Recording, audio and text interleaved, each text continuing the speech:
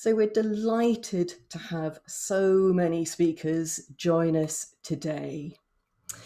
Our keynote address is being given by Margaret Bergen, Head of Careers for Screen Skills.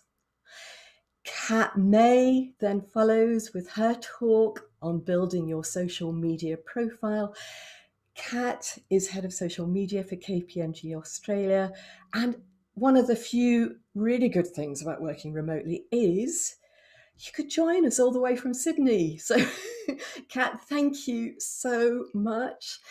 Kat is linguistics graduate, so lovely to have you back. And then Kat will be followed by Anya Sami, who is Head of Student Media for the University of Manchester's Student Union. Anya is also one of our graduates, and she's going to be talking about creating your own experiences to boost your CV. As I said, we should then be at 11:50 and we'll have a 10-minute break, and then everybody comes back for a prompt start at 12 noon for our graduate panel. So all University of Manchester graduates, Andrew Oldbury, he's a script editor, he's for drama, and he's currently working on a freelance basis, having worked for several different companies. Hattie Pearson is a presenter with Hits Radio. Kareem Belfon is a senior account executive with Havas Links Group, that's a communications agency. Katie Booth is a BBC journalist, and Nicola Hilliard is a researcher with BBC Children's TV. I will then tell you about support available from the Careers Service. And right, so I'm just going to stop sharing, give you a chance, Margaret, to share your slides.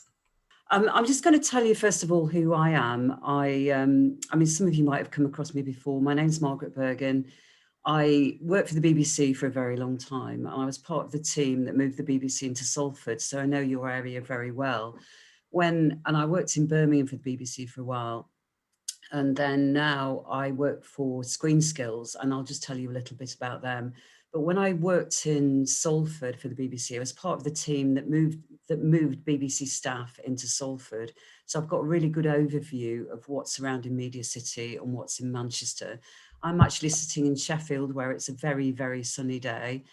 So if I squint a little bit in my right eye, I've got the curtains drawn, but it seems to be really, really bright.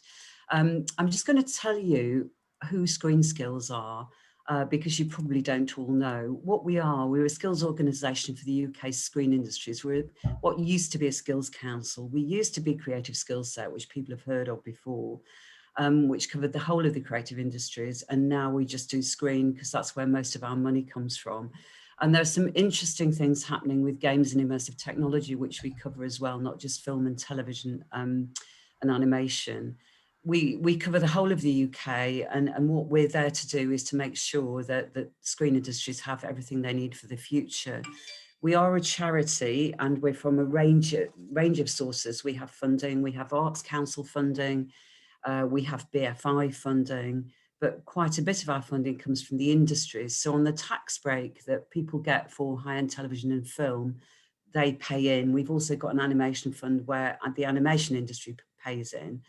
And with those funds, we actually then provide training for skills shortages in those industries. So the industries pay in, and then they tell us the sort of skills they're short of. We've got careers information about job roles, how to get in, how to get on, and we've got support and training available. And we've got our own trainee scheme called Trainee Finder, which I'll tell you about in a bit.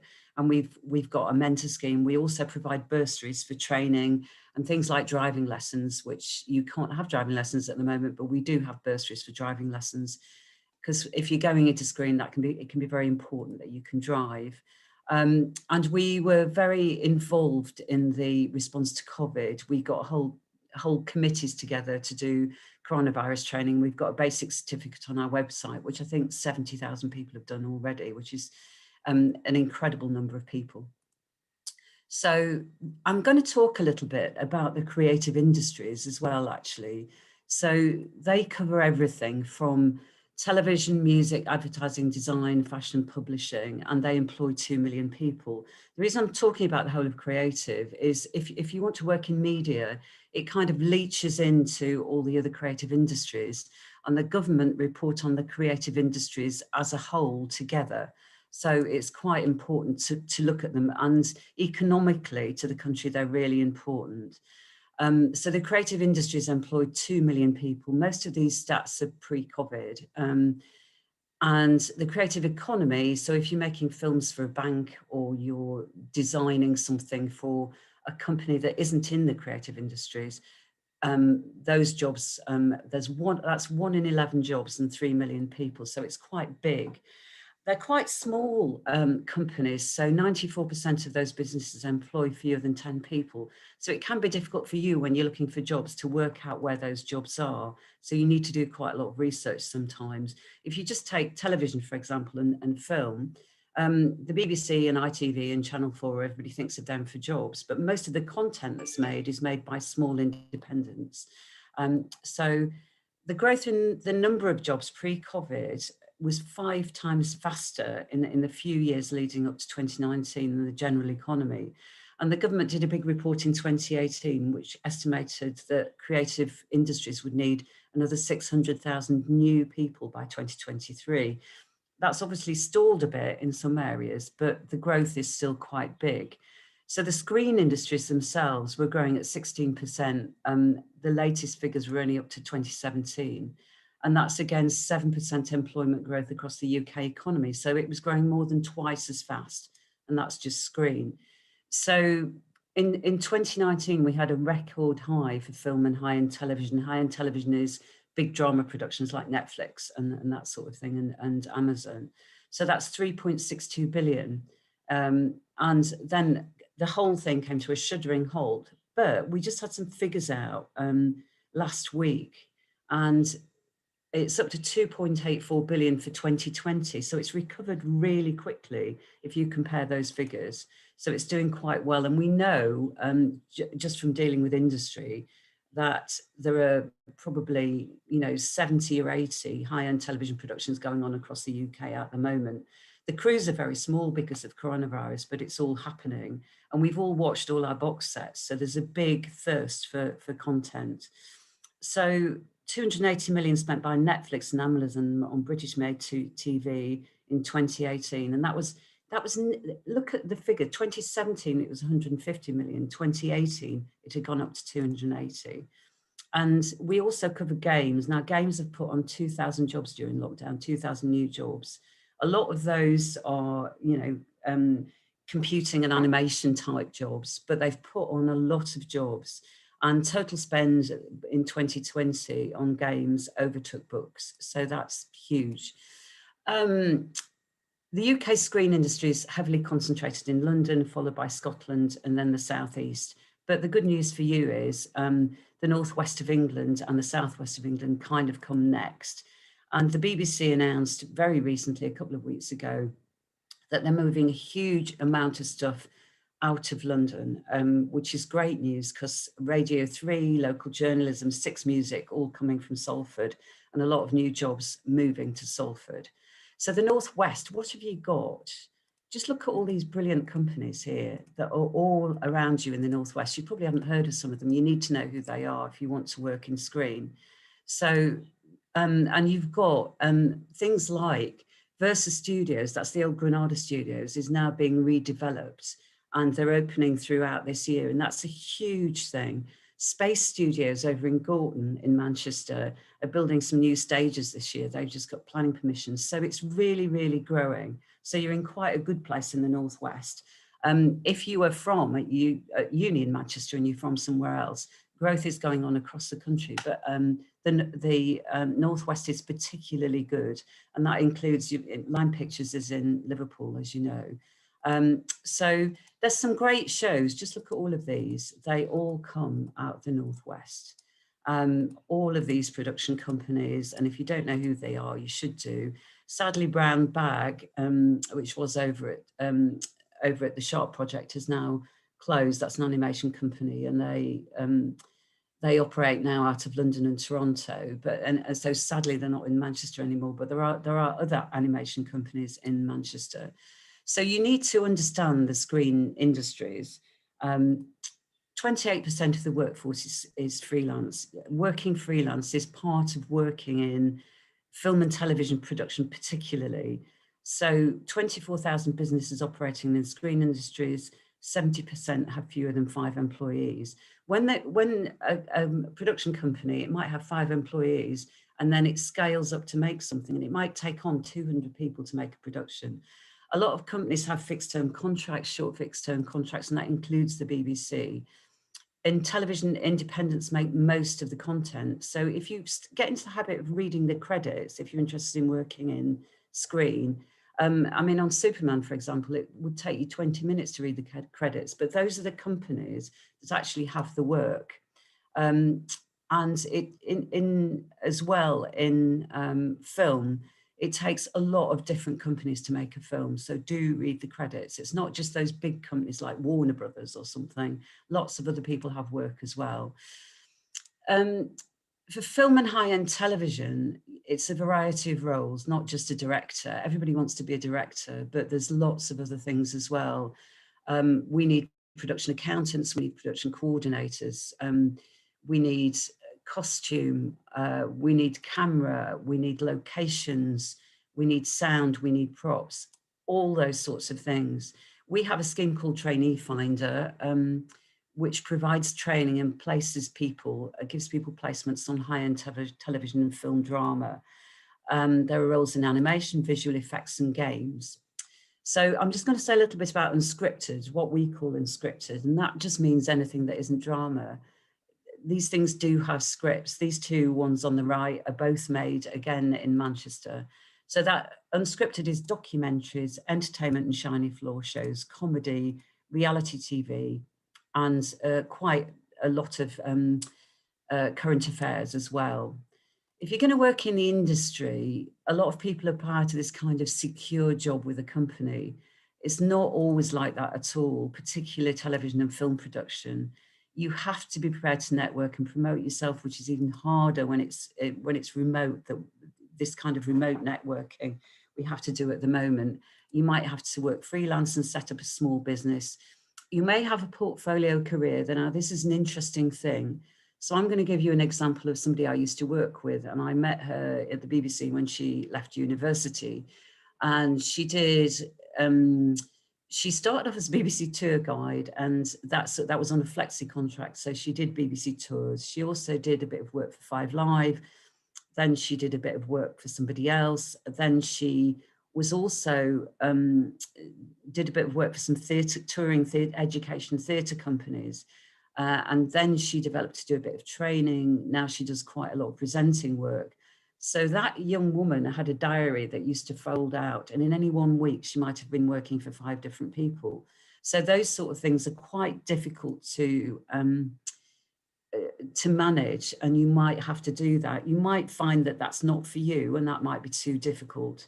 There are some jobs in, animation, visual effects, games companies that might be a bit more stable, and of course some unscripted jobs at the broadcasters.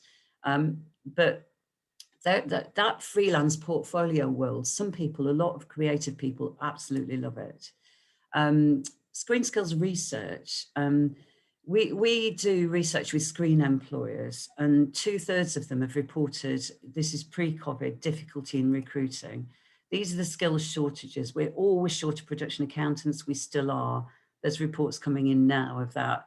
Location managers and location assistants and location marshals. We need location marshals more than ever now because of COVID. Line producers, production managers, those sort of things. In visual effects and games, it's visual effects artists, animators, creature visual effects, and the computing side of programmers for that. And then we have BBC shortages, and we know that the BBC in Salford is really short of software developers. That's the biggest thing if you look on the BBC website. So because at the BBC on Media City in Bridge House, it's just full of software developers making, you know, the BBC websites, BBC apps, that sort of thing. So those are just some of the skills shortages that we've got in Screen. 86% of Screen companies work with freelancers, and the freelance workforce is 50% in film and television production. But average weekly pay, I think there's this myth that you don't get paid very well in Screen. It's higher than in the general economy. Skills shortages at the moment being reported everywhere across drama. So what can you do now? I'm just checking the time to make sure I'm not running over too much. Um, I'm just checking the time. Yeah, I'm okay for time. You need to work on your CV, and you've got some really good advice coming later. You can always work on your CV. You need to do your research. Where do you want to work? Which companies have jobs that might suit you? You can build a network now. Don't go over the top. You can only remember. Psychological research means you can only remember 150 people at a time. So that core network, think who you need to get to where you want to go. You can look at your own skills and think about what may suit you. Take advantage of free training, apply for a bursary if you need a bursary. We have bursaries, but then so do other people. There's a lot of free money around, and you may be able to take advantage of that, and people don't always know about it. We have a mentor scheme. You can find a mentor, but it is in the creative industries okay to ask somebody who you think would be useful to you to mentor you, but you have to be really careful about how you do it. And you can also, there's loads of other things you can do. And always it's creative industries make stuff all the time. One of the first questions that people say they're asking in interviews now, or when they have a chat with somebody about a job, is what have you done during lockdown? What have you made? And I was given an advantage the other day of a girl who taught herself to edit on Avid, and she'd actually done all the tutorials and kept a diary of how she'd improved, and that got her a job. So that was a post-production job. Shortages in post-production as well for companies like The Farm. There are other creative roles. Now, this website is another website that we host, and it is for schools, but it's called discovercreative.careers. But I'm showing it to you because it is really useful to show you the breadth of jobs in the whole of the creative industries. We developed it with 17 partners, including UK music, UK publishing, UK theatre. So it does have, what it does on each of those tiles is when you click on that, it links out. So if you click on a screen role, it'll link out to the Screen Skills website. If you click on that one, which is about photography, it will go somewhere else. If you click on carpenter, it will take you to theatre, and it will also take you to screen and set design. If you click on copywriter, it'll take you to advertising and other industries as well. So the breadth of all those, I think we've got, you know, sort of well over nearly 400 job roles on there. So if you want an idea of what roles might be available and what other websites might be available across the creative industries, as I say, it is designed for schools, but it's just really, really good at getting you, because it links out to all the other websites. So there are lots of other creative roles that you could have: advertising, marketing, corporate roles. So you might end up working for, you know, making corporate films of some description. Um, digital's quite, people often don't know what it means, but you could be working on websites, you could be developing all sorts of things. And when you look at games and immersive, some of the things that we're looking at are absolutely mind-blowing, and it's such a great place to work. PR, quite big in Manchester. There's a lot of PR going on, and there are some apprenticeships you can do as a graduate. Journalism, I used to be a journalist a long time ago. I was a BBC, that's how I started out, as a BBC community journalist, and worked in local radio and then regional television. So journalism is quite a big one as well. And I can remember somebody applying for the journalism trainee scheme at the BBC. I used to shortlist for that, and saying, I really want to be a journalist. I'm currently working for Clay Pigeon Shooting Times because it was the only journalism job I could get, but at least I'm writing. And that person got a place and is now doing really well, actually. There's radio and audio. Think about podcasts are huge, audio's big. And also there's sound on film, there's sound for games, there's sound for animation. So that's quite a big thing as well. The breadth of what you can do is kind of a bit mind-blowing, really. And as I said, games and immersive are really big. Games is just, and in games, you have the people who make the games, like Sumo in Sheffield, which is near where I live, and they do the animating and the programming and all of that. But also you have the games publishers who publish the games and distribute them. And distribution's changed over lockdown because nobody's going to go into a shop and buy a game. You aren't going to go and do that anymore.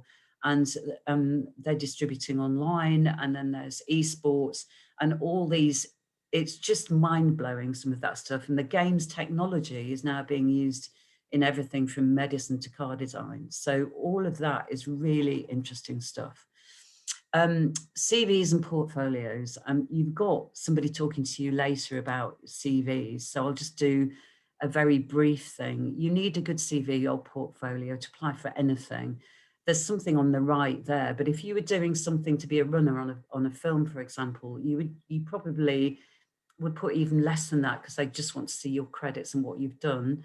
And even if that is just working on student productions, it's really valuable. Think of the person that's going to read it. You get so tied up when you are doing your CV that you get a little bit worried about how you're promoting yourself, but you need to think of who's going to read it. When I was at the BBC and I was shortlisting for, I used to shortlist for journalism trainee scheme, production trainee scheme, I would be sitting there at home late at night with a big pile of paper because I used to print them all out. And there would be two piles. There would be, I'm going to read that again, and I'm not going to read that again. So think of who's going to read your CV and think of what it says about you. So a good thing to do, don't give it to your mum because she will tell you it's wonderful. Give it to somebody that you trust, but you don't know very well, and then tell them to tell you about yourself, because that's the impression that you're giving with that CV. So think really of who's going to read it. Standing out from the crowd is fine, but don't do fancy fonts and formatting, because we just need to be able to see really clearly who you are, where you are now, past, present, future, what you've done in the past, what you're doing now, what you aspire to do. And you need to change it.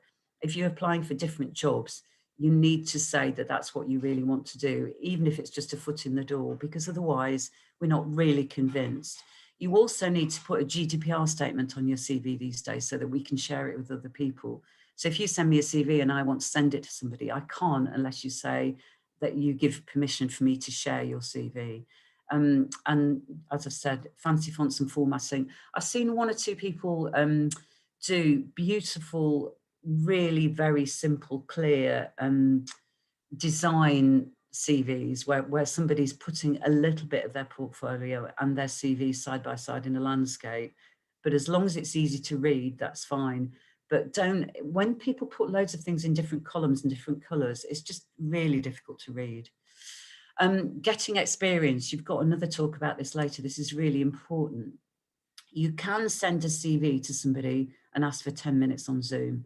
And it is working, that sort of thing at the moment. So it's perfectly okay to do that.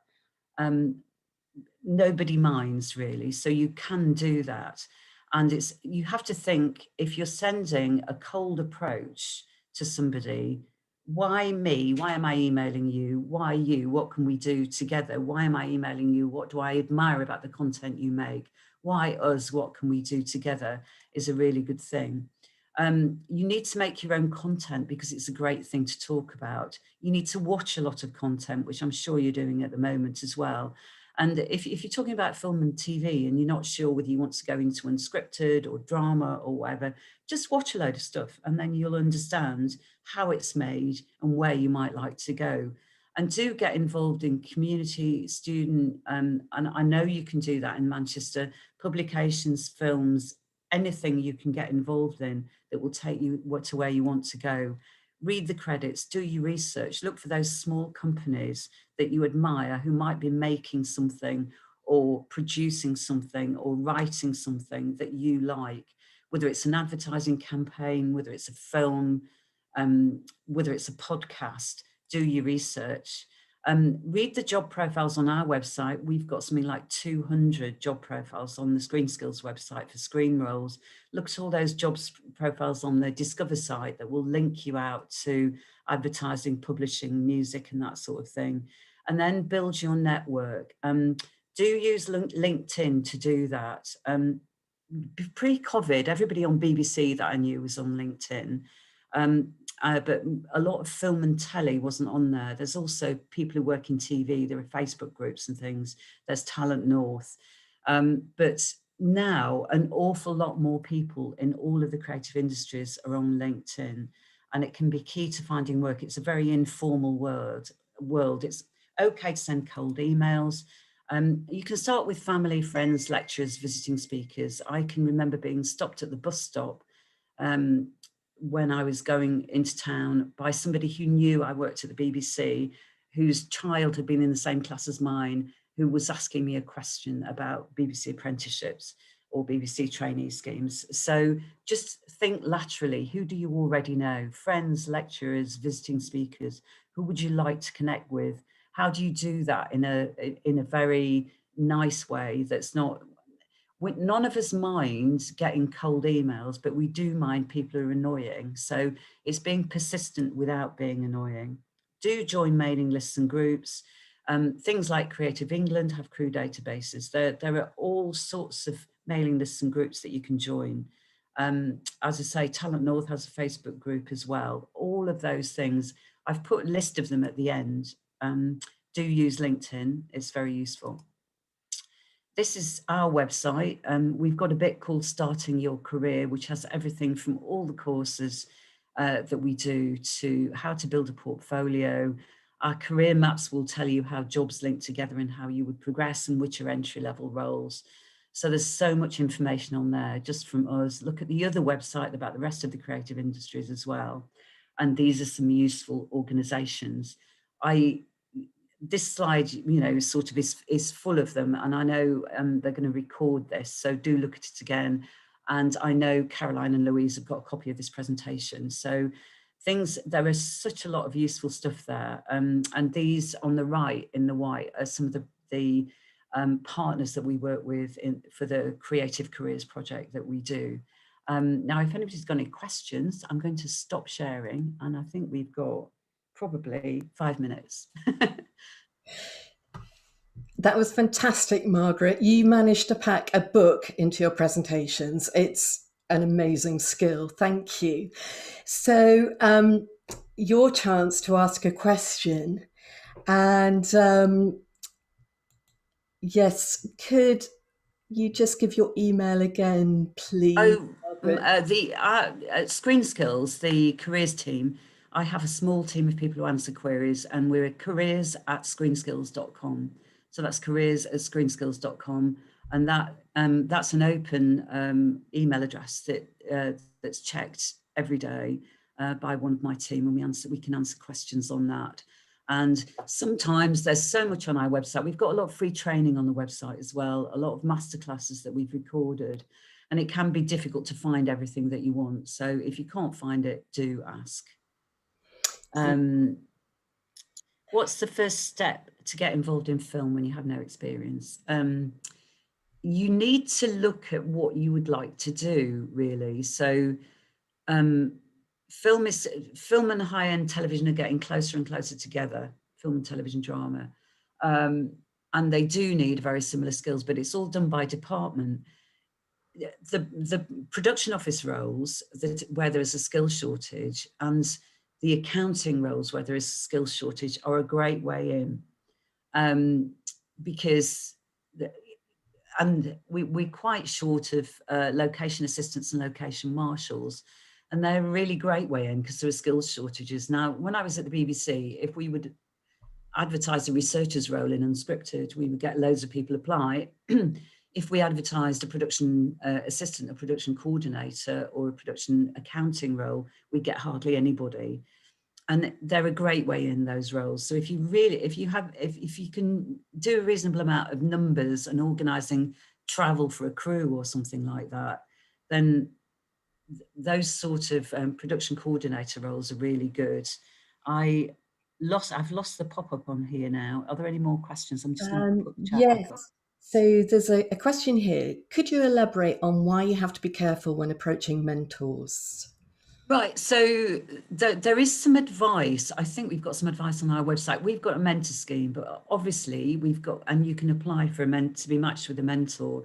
But obviously we've got far more people applying to be a mentee than we have mentors. And there is a session that our mentoring team run regularly about how to be a mentee. And they do give some advice in that about how to approach somebody and ask them to mentor you. So it's when I worked at the BBC, a lot of people wanted to work in BBC Sport, and they would think they needed somebody in BBC Sport to get them a job, to mentor them. And it's not always like that, because somebody who mentors you will help you to develop. But the whole relationship does need parameters. So what you need to say to somebody is, I wonder if you would mentor me for like 3 months, and that would be 1 hour a month. And could we have a meeting 1 hour a month? And this is what I'd like to get from those meetings. It needs to have parameters, a mentoring relationship, otherwise it doesn't work. So it's that sort of thing. And it's perfectly all right to ask people to do that. And they can say yes or no. And sometimes people are too busy and they can't do it. I've seen some of those relationships work really well, but it's got to have a beginning and an end. You can't ask somebody to do it indefinitely because it's quite a big time commitment. We've got a couple of minutes. So what I would say to anybody whose question we haven't had a chance to ask, we have got a note of it, and we will come back to you. But here's a question that I think is really sort of common to a lot of sessions we've had. You've mentioned various roles in which companies have a shortage of. Those roles sound quite specific. So how can you gain experience prior to applying for a job? So that's quite an interesting one. So there's a skill shortage, but how do you get the experience that links well when you're making an application? Part of that is volunteering. So if somebody's volunteering for, student projects, then you're getting that kind of experience. So any sort of amateur production will have a budget as well. Any amateur production will need organising in some way, whether it's an amateur theatre production or whether it's a film or whatever. And also do look on our website. There's so much free training there. And my team, we run regular sessions on everything from how to build a portfolio, how to do your CV, how to assess your skills. And we do run, schemes for production accounting. We do there's some introductory NFTS training that we did recently, and production management, that sort of thing. There's a lot out there. So read the job profile of the job you might like to do, look at whether it matches your skills, and then try to find some training that will suit that. And it can be difficult to find on our website if you're stuck emailers. Oh, Louise, you're on I'm mute. muted, aren't I? So just picking out another one for you. If you're interested in script writing or the story element to TV animation, how would you recommend getting started? Animation is has quite a lot of shortages. They're mainly for animators, but they do need story people. If you want to be a scriptwriter, it's a portfolio career. You probably will end up. I do know. I'm going to give you an example of somebody I know who writes scripts for animation, theatre, television, and has done a couple of short films and does a bit of copywriting as well. This guy is now probably in his 30s, and he also does a bit of teaching. So he has a portfolio career. It's quite difficult to, unless you're one of the top script writers in the country, to earn a living just writing for film, if you see what I mean. you might have to do lots of other things. Copywriting is a really good job, and then you could be doing other. Most people in the creative industries, they might have a day job which uses their skills, but a lot of people are developing projects at weekends, and sometimes those projects become their job later on. But the portfolio career thing is really relevant if you want to do writing. Brilliant.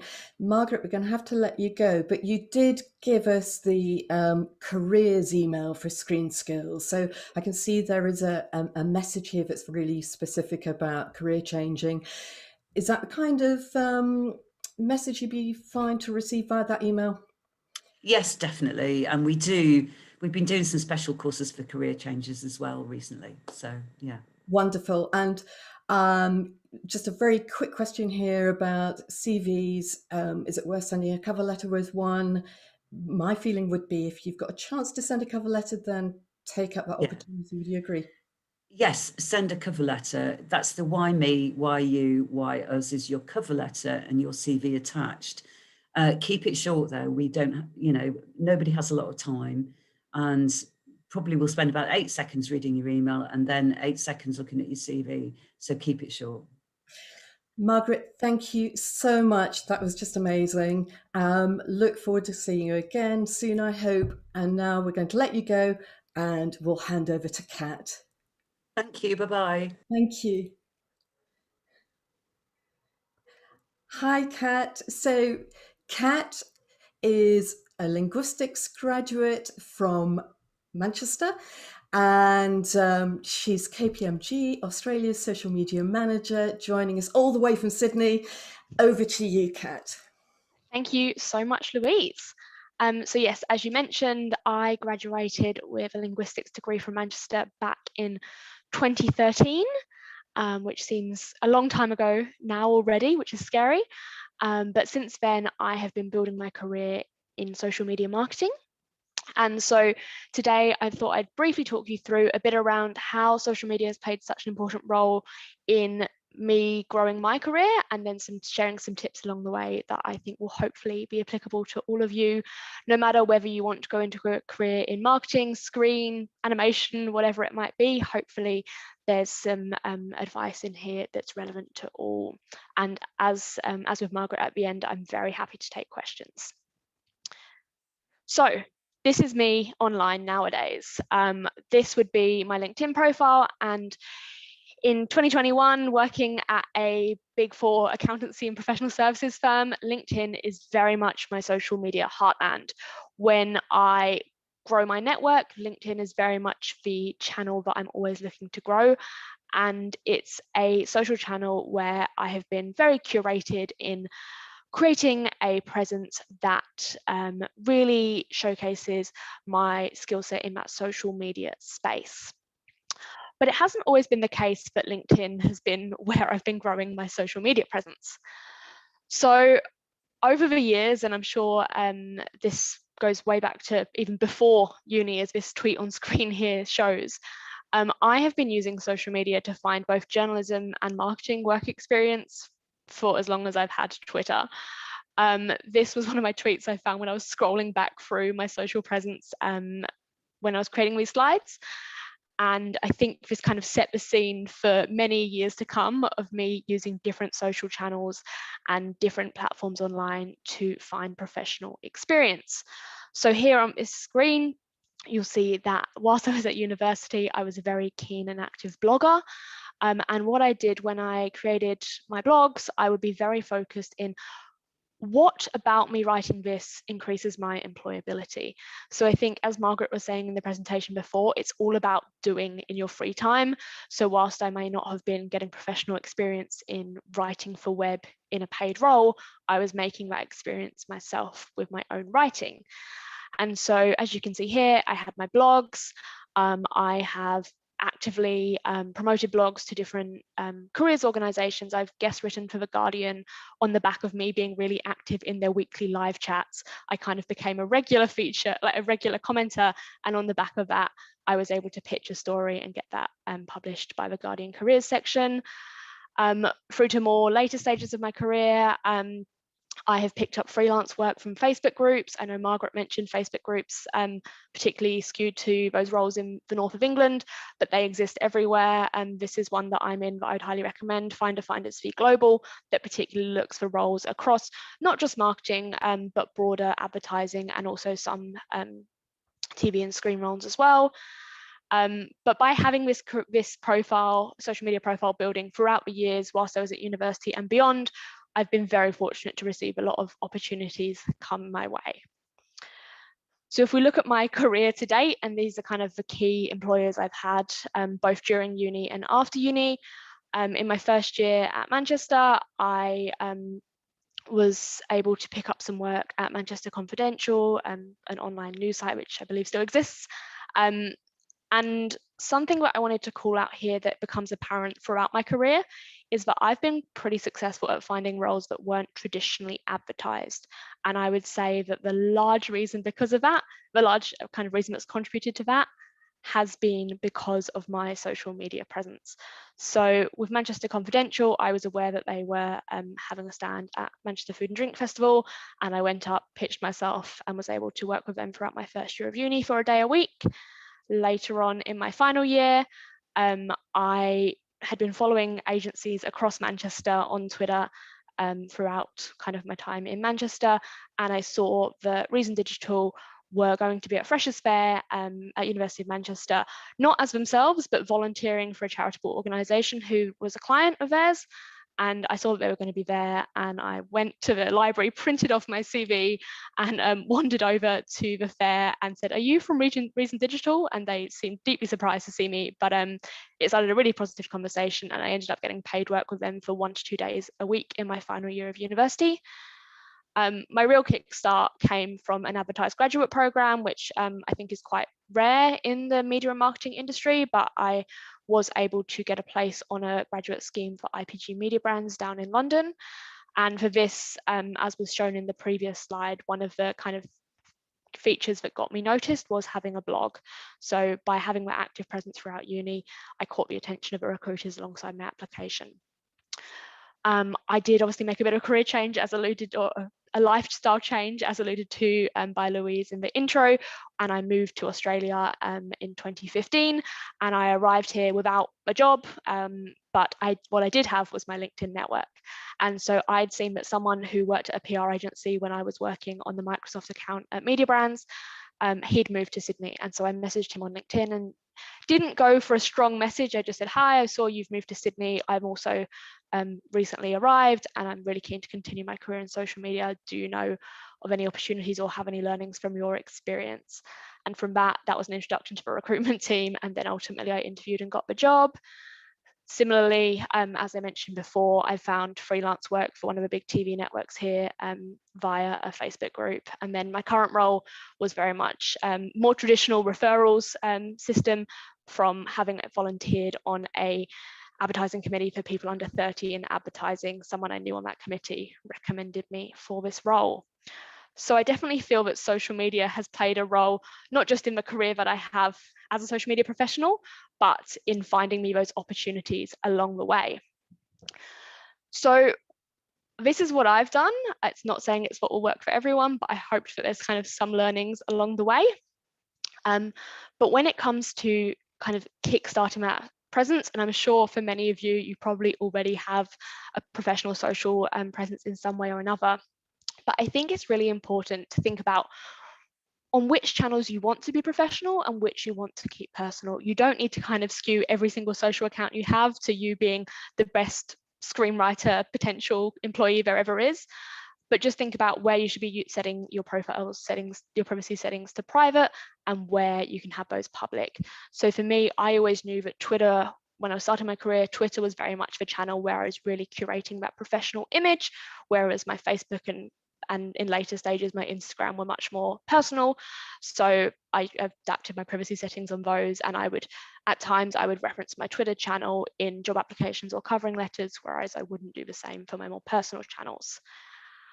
Once you know where you want to be, I think it's really important to nail the basics. And when I do trainings here at KPMG to help people improve their social, I always talk about kind of your profile hygiene. And so that's the real basics. That's making sure on LinkedIn, having a headline that really reflects who you are and potentially what opportunities you're looking for, having an about summary that conveys all the experience you've picked up through university. And it doesn't have to be paid professional experience. It can be all the great stuff you're doing in student media. If you're kind of a go-getter and doing it yourself, really that's the place to call that out, and making sure that you're kind of calling out those roles or experiences you do have in the experience section on LinkedIn. On Twitter, I think more about how to be kind of having that content approach ongoing, and how to convey in your bio exactly who you are, and also again open to opportunities in X. Think about who you want to be seeing your content and tailor your tone accordingly. So if you're looking to work in marketing in-house at a kind of a big corporate like I do now, then obviously you might want to tailor your tone to that. If you're looking to stand out and get hired by a creative agency that specializes in millennial marketing, then get yourself on TikTok and get creating content that will help kind of build your experience and career in that way. And maintain a regular presence. When you do find where you want to be, maintain a regular presence. So posting frequency is something that I definitely encourage you to try to pick a frequency and maintain it, because I definitely feel that perseverance pays off. Don't expect to kind of update your LinkedIn today and be flooded with job offers tomorrow. That's sadly not how it works. But I do think investing with time in growing that social presence is really important. So once you've got that profile hygiene in order, I think it's a really great opportunity to grow your network. And I know the career service, I've been on talks before with Louise where they have some really wonderful advice similar to this around how to use things like LinkedIn search and the Manchester network. But I thought I'd kind of quickly go over it now that LinkedIn has a free search capability that I cannot recommend enough to help you find those contacts to reach out to. So if you just jump into LinkedIn, if you hit enter, it will then bring up all these advanced filters. And one of the really great ones here is schools. So you can actually look for people who have previously attended University of Manchester, which often is that nice, easy thread of conversation to say, hi, as a fellow University of Manchester alumni or student, I'd love to hear your experience of how you transitioned from working from uni to your role at X. So this has really great search functionality. You can tailor by industry, by specific company. If there was a vacant role, it often can be a great approach to actually find someone at that target organization who has that either mutual connection or who has the same background as you from Manchester. There's no harm in sending a proactive message as long as you really quantify exactly who you are, kind of as Margaret was saying before, it's the why you, why them, why us, and setting those parameters and boundaries. And this is my key thing to keep in mind, is that I remember when I was at uni and it was kind of scary and daunting to think about, these are strange, like these are kind of professionals out in their career, they don't want to hear from me or things like that. But just remember, the worst response you can get is a no or not hear back at all. And that's perfectly fine. Don't let that put you off your experience, because for every no, there's going to be someone else who will say yes. And I've definitely found this in my career. I remember when I was in my early days starting up blogs and looking for people to guest blog, and there were so many people who never responded, but then there'd be people who would be super supportive and they would offer their time, and I would so graciously appreciate that. And I try and be the same now, giving back the way in my career today. So please don't be put off by getting a no. A no is the least of your worries and shouldn't deter you. And so I thought, just before I take questions, I'm conscious of time, I just thought I'd leave you with 3 simple kind of pieces of advice or kind of things to leave you with.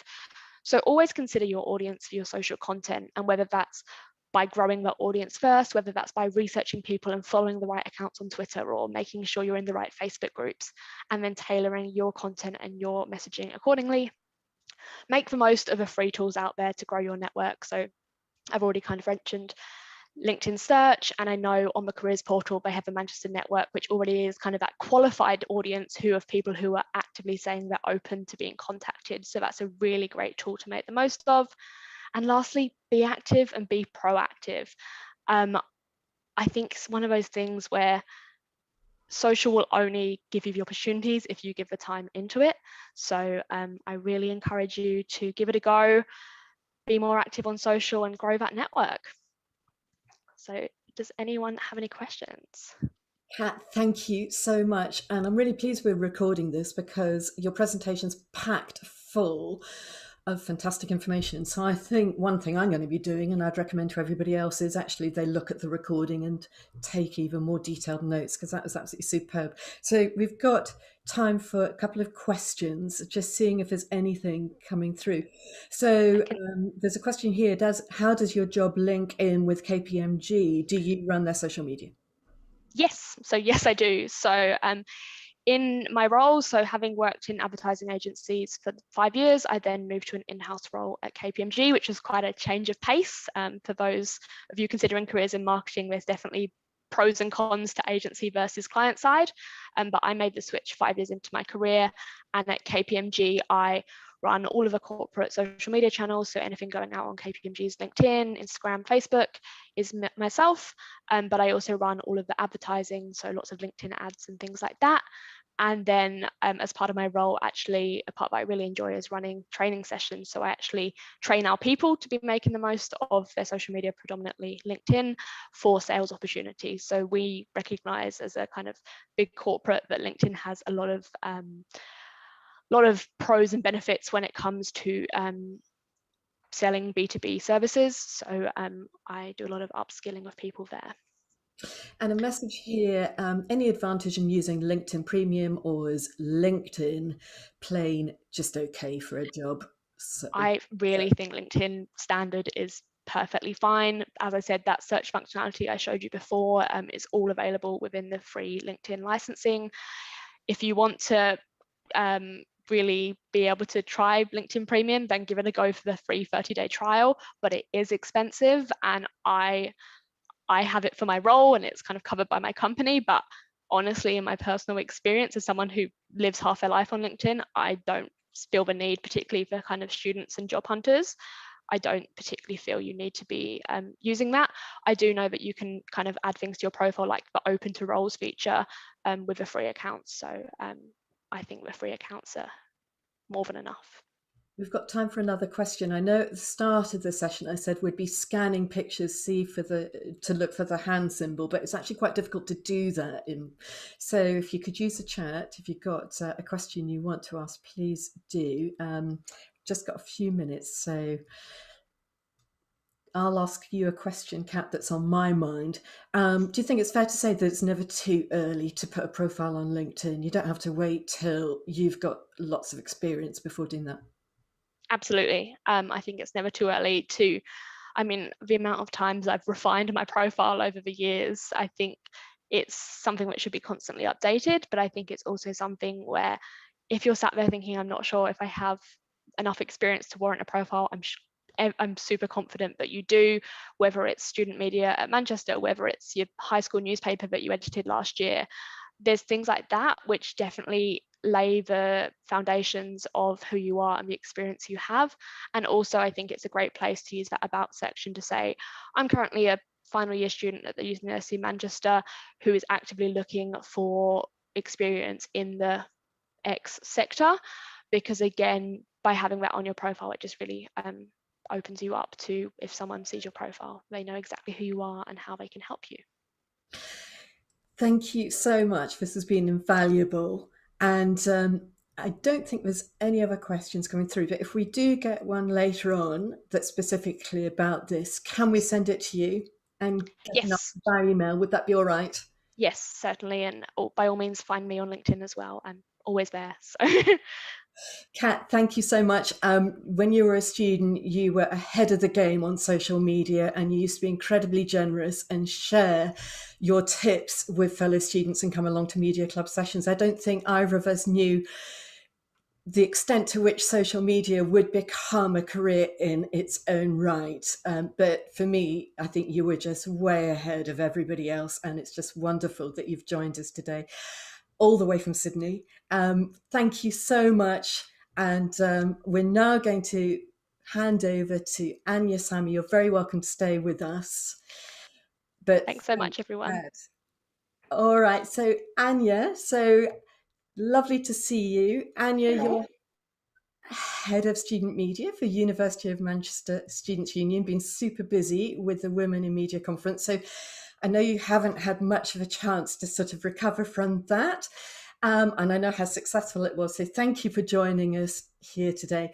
I'm going to hand over to you so that you can do your session on creating your own experience to boost your CV, and then give people a chance to ask you some questions before we take a break at 11:50. Brilliant.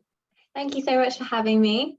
I loved being part of Media Club when I was a student, and I remember that Easter day where I got to go and do sort of breaking news, and I got to go and write news, and there was like an event set up where you could feel like you'd been part of an emergency thing. So always love getting involved. But yeah, I'm gonna share my screen and start this presentation, which is about ways to create your own experiences as a student to boost your CV.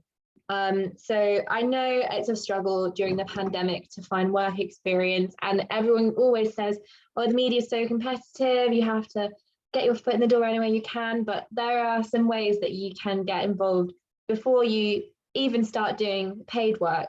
So a bit about me.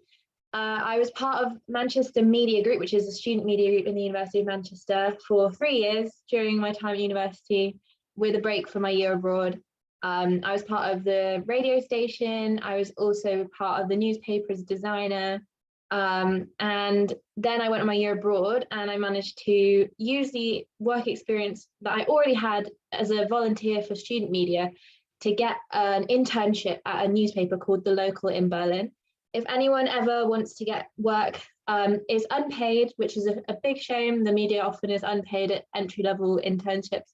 I hope it changes, but it is a fun way to get work experience and live somewhere else. So The Local is in Berlin. It's a tiny team, which means you get a lot of experience. They also have places in Sweden. They have a newspaper that does Italy and things like that. So look out for The Local if you are hoping to work abroad for a while. I also then in Berlin managed to use my contacts at The Local to find out about a new radio station that was setting up, which is a American NPR radio station called KCRW. And I used to do the weather for them. And then when I came back, I went to an event for BBC Sport to just try out all the different areas that they have there. It was just a fun event, and it turned out they were actually they were looking at us and what we did all day, and they were doing tasks with us. And it turned out they were making notes, and then they picked their favorite people. And if any of those people reached back out for work experience, we were able to get paid work experience. So I worked during Wimbledon 2019, and also the Cricket World Cup, and the Formula One at Silverstone, the women's netball, women's football. And that was my first ever paid experience in the media. And then I got onto their freelancing books after that. So events that are open days or taster days are actually really great ways to make contacts and hopefully find jobs. After I graduated, there's a role you can do if you've been part of student media throughout your time as a student, which is a student media intern. So last year I was that at the Students' Union. And then they've also kept me on and promoted me. Now I'm student media coordinator, so I'm in my 2nd year of that. Before I start on how to get the experience, there's just a few tips. So take the word aspiring off your Twitter, LinkedIn, or CV. Even if all you've ever done is unpaid student media, it is still experience. And quite honestly, aspiring makes people think you don't know what you're doing. You do know what you're doing. Just because someone didn't pay you doesn't mean your article isn't good, or the TV show you made isn't going to be incredibly fun to watch. So back yourself. Say you're a journalist, say you're a content creator, say you are head of social media. Whatever it is you do, you're already doing it. Any experience is valid. So when you're doing your CV, I've been told you don't have to separate into paid work and clubs and societies, because that minimizes what you've done. So just do things chronologically and say, I was an editor for a paper, or I worked making video content for a student audience, however you want to frame it, a young audience. You don't have to say, I was in a student club. You already are doing the work, and it's already incredibly valid work. Say yes to everything. University is the time to be bad at things. My first radio show was atrocious. I still managed to get work experience in my year abroad because I'd done a radio show in the past, so I knew how to edit. I knew how to use microphones and equipment. Student media trains you, and it is the place to try things out without any consequence. Nobody's going to fire you. Everyone's there because they just want to have fun. Greg James was head of his university radio station. Now he presents The Breakfast Show. So that's where it can take you. Past members of Manchester Media Group have gone on to work for BBC Independent, ITV, Galdem, Fern Cotton's podcast, Capital FM. So show your passion now and it will probably take you to really incredible places. So first up, Fuse FM. Fuse FM is a student radio station. We are actually currently still doing a program. It's just weekends because it's all pre-recorded, so it's quite hard to upload 7 days a week, so we just do 3. But we usually do 7 days a week. We have a live studio. We'll train you how to use stuff. Like I said, people who did student radio in the past now work for some national radio stations, and they always just want to see what you've already done. So whether it's local radio, student radio, any experience is going to get you there. And we are going to be having committee applications. So you can just apply for a live show or a podcast, and that will be next September will be your next time to do that.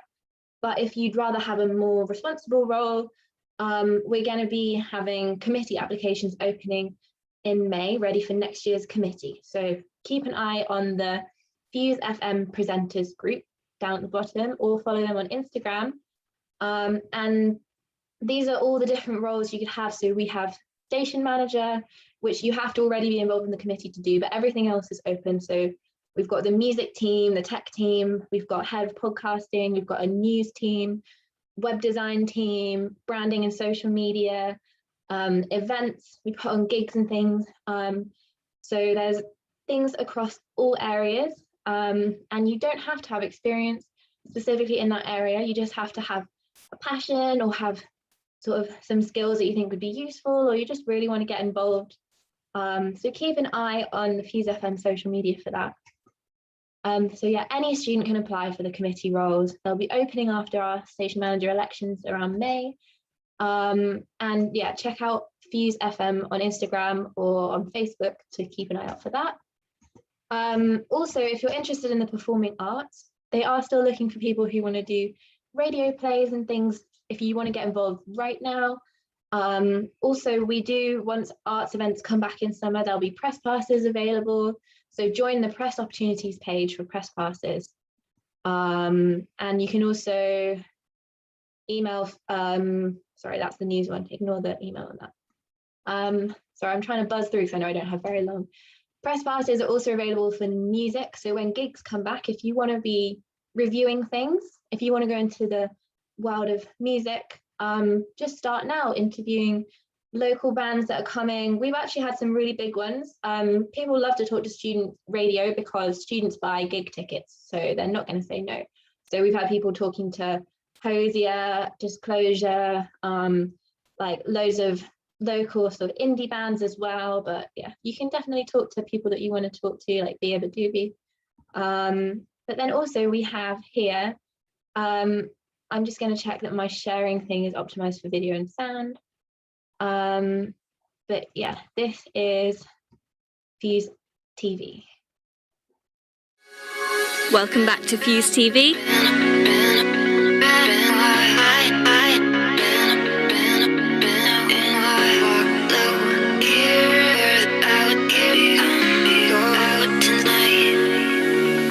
You're watching The Hot Take, your weekly news update.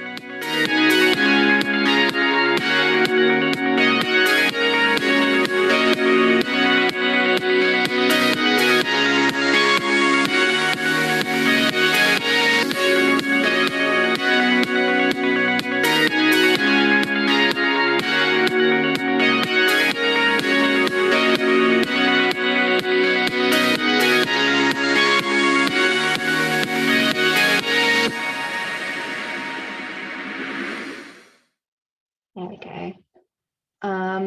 Okay, so Fuse TV. So that's our content for that. So you can get involved still this year. It's not too late. You don't have to wait till September. You can create documentaries, entertainment, drama, news. We'll train you with camera operating, editing, all kinds of things. And we actually have some current shows which you can still get involved in. I'll talk about that in a second. We haven't been able to film a lot because of social distancing, so our new show's been through a streaming service that is still live, so it's still a great experience. You can say that you've done remote broadcasting, which is obviously something that everyone's been doing this year. And when we are allowed in the Students' Union, we have a setup for live broadcasting, which is similar to a slightly older BBC version. So it's really, really great to put on your CV.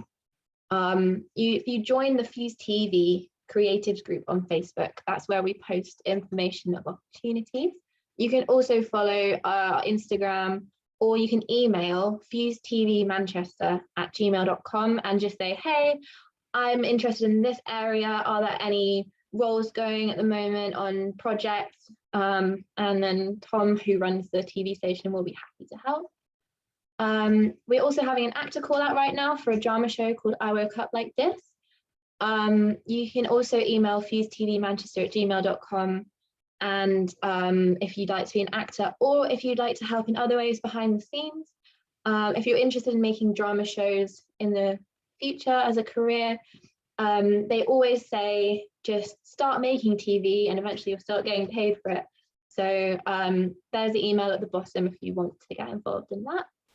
There's also the show Slurred Lines, where we're getting people to film at home with their housemates. It's kind of a debate show where you'll have a few drinks and then talk about a topic like, do you think meat or veganism is better? What came first, chicken or egg? Silly things like that.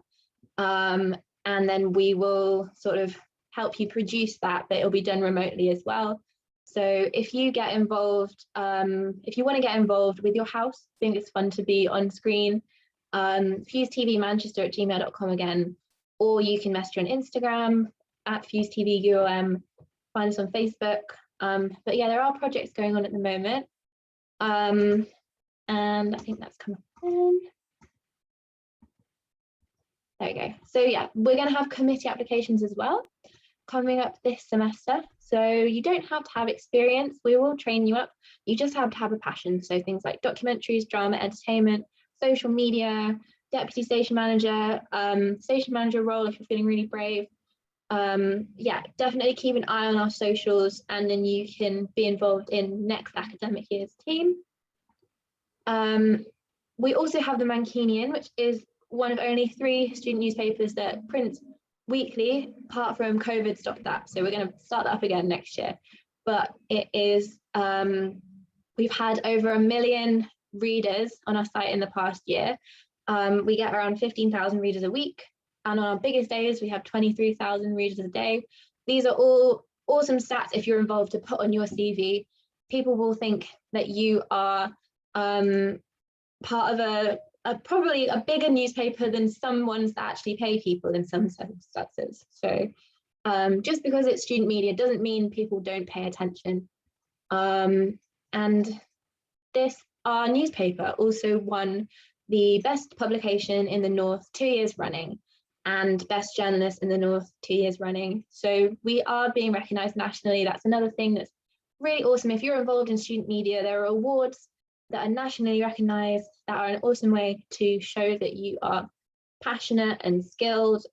These are just students who got involved. They didn't have prior skills. And then also in the 2020 national awards, we got special mention for best publication and best news story. And we have open meetings. Anyone can write for us. So these are called section meetings. I'll go to those first and I'll come back. So this is our timetable for section meetings, but you can also find it on the Mancunian Writers Group on Facebook, which you can join. Section meetings are an open meeting. People can come, pitch their ideas. You don't have to have ever written before. It's a Zoom meeting at the moment, but when we can, it will be in person again. Editors also suggest stories in case you just want to write but you're not sure what. You can also pitch your ideas. And yeah, we're going to be, again, doing recruitment for our next year's editorial team. So we have section editors that run like the music section or the film section, which is awesome on your CV. There's also sub-editor roles where you're just going to be checking the copy, making sure it fits our style guide.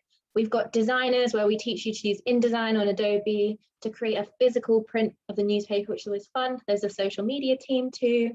And applications we're opening, again, coming up in the next few weeks or months. But yeah, we've done some pretty big news stories. So I don't know if any of you last year were students. You may have just started, but we ran a piece that got nationally recognised, which was about some quite shocking behaviour that the ski club had been doing for the last, I don't know how many years, quite a few. And we basically did a big investigation. It was very secret over 3 months, and then we put it all out there, and it was quite a big shock. And then the ski club ended up being disbanded until they kind of change this pattern of behavior. So you can make a massive impact on campus through student media. And stories like these are loved by journalists. They love a bit of drama. They love seeing social change.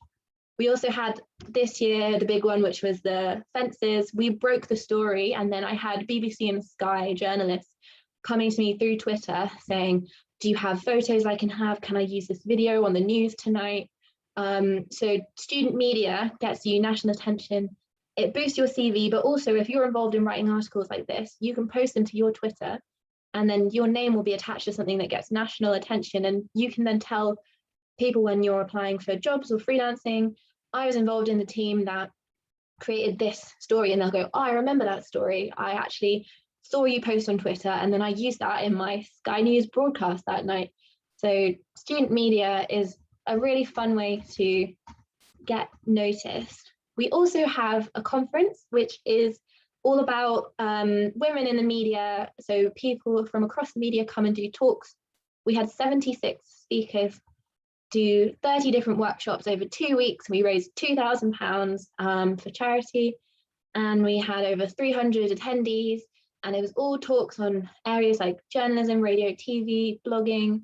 It's become a national thing, so other universities also put on conferences like this too. They're a really, really, really cool thing to have in your CV, because you can say that you created a media conference to help young people gain careers and advice for getting into the media. You also make contacts, which you can then ask for work experience, which again boosts your CV. These people can be mentors or endorse you on LinkedIn, or they can write references for you. So getting involved in student media does definitely open doors. We had the producer of Derry Girls a couple of years ago, and In-Betweeners, and this year we had Laura Koonsberg, who's the first ever female political editor of the BBC. And we had so many different speakers apart from those people in all kinds of areas. You can also be part of the committee planning next year's one, and we'll be looking to start again recruiting around this summer for the committee.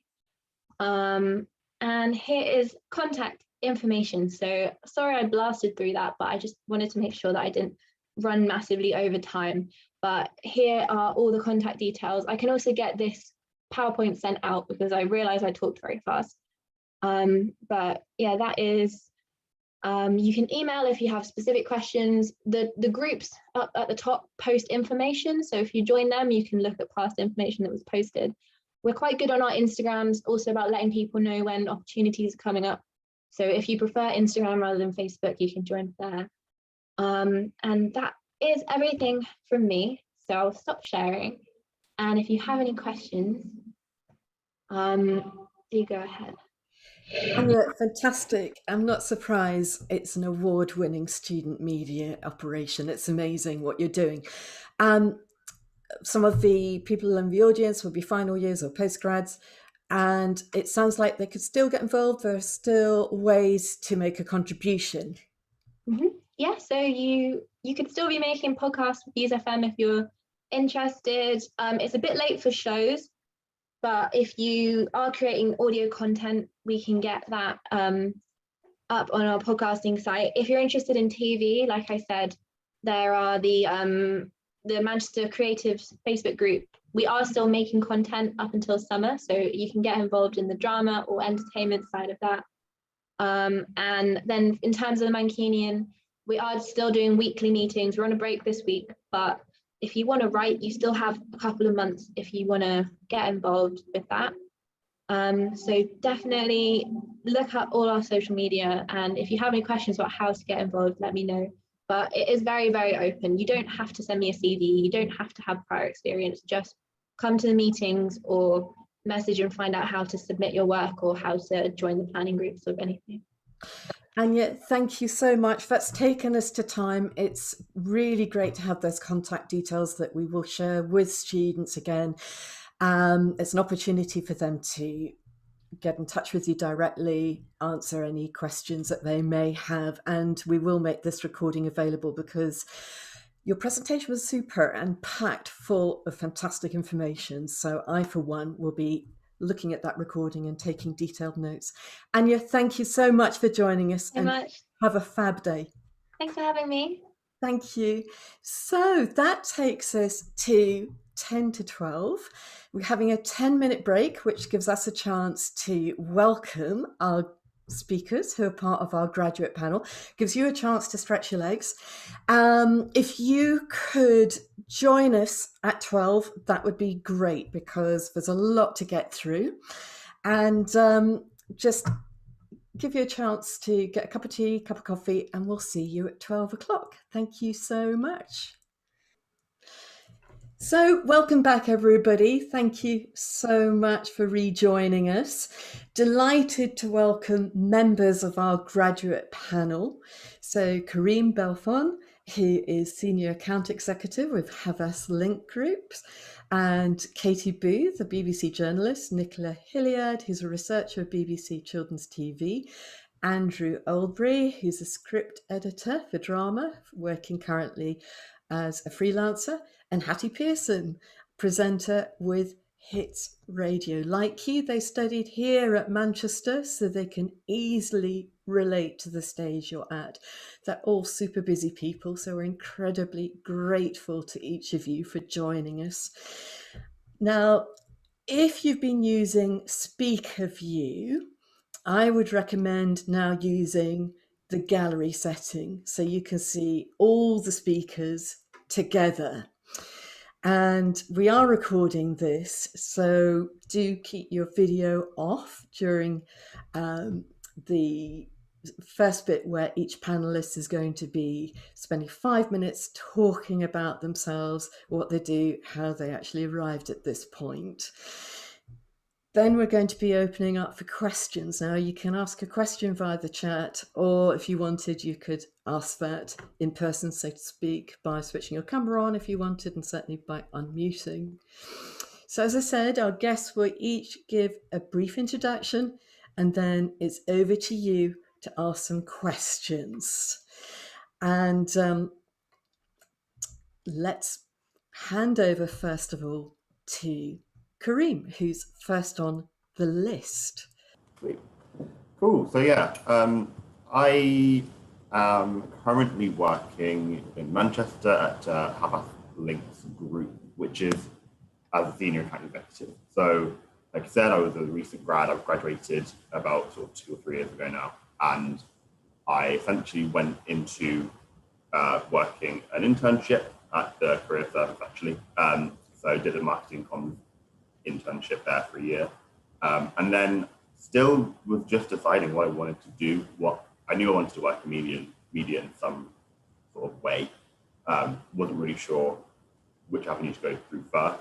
And I kind of landed on working at an advertising agency. So I think at the time I wasn't particularly, I wasn't too sure just exactly what it was. But I think now I'm in it. I've been in it for about a year and a half now. I think it's sort of where I want to be. So just a kind of really quick description of what a senior account executive is.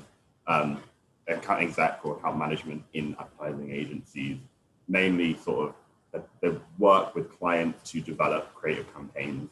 And that is very broad, but it can have sort of social campaigns, creating really cool ads that are in video or Instagram ads. It's doing stuff that works with media planning. It's creating apps. It's doing basically whatever it needs to be created for a client. We will probably be able to do it. And we have a really huge roster of people that work within the agency that can make that happen. So that's designers, art workers, medical writers, video people, tech people, digital people. It's basically just a big army of creative people in one place that can make stuff. And as my role is to kind of help build that story with the client, figuring out what they want to make, how they want to make it, getting information, working closely with the client, making sure that they've got everything they need and just getting to it really.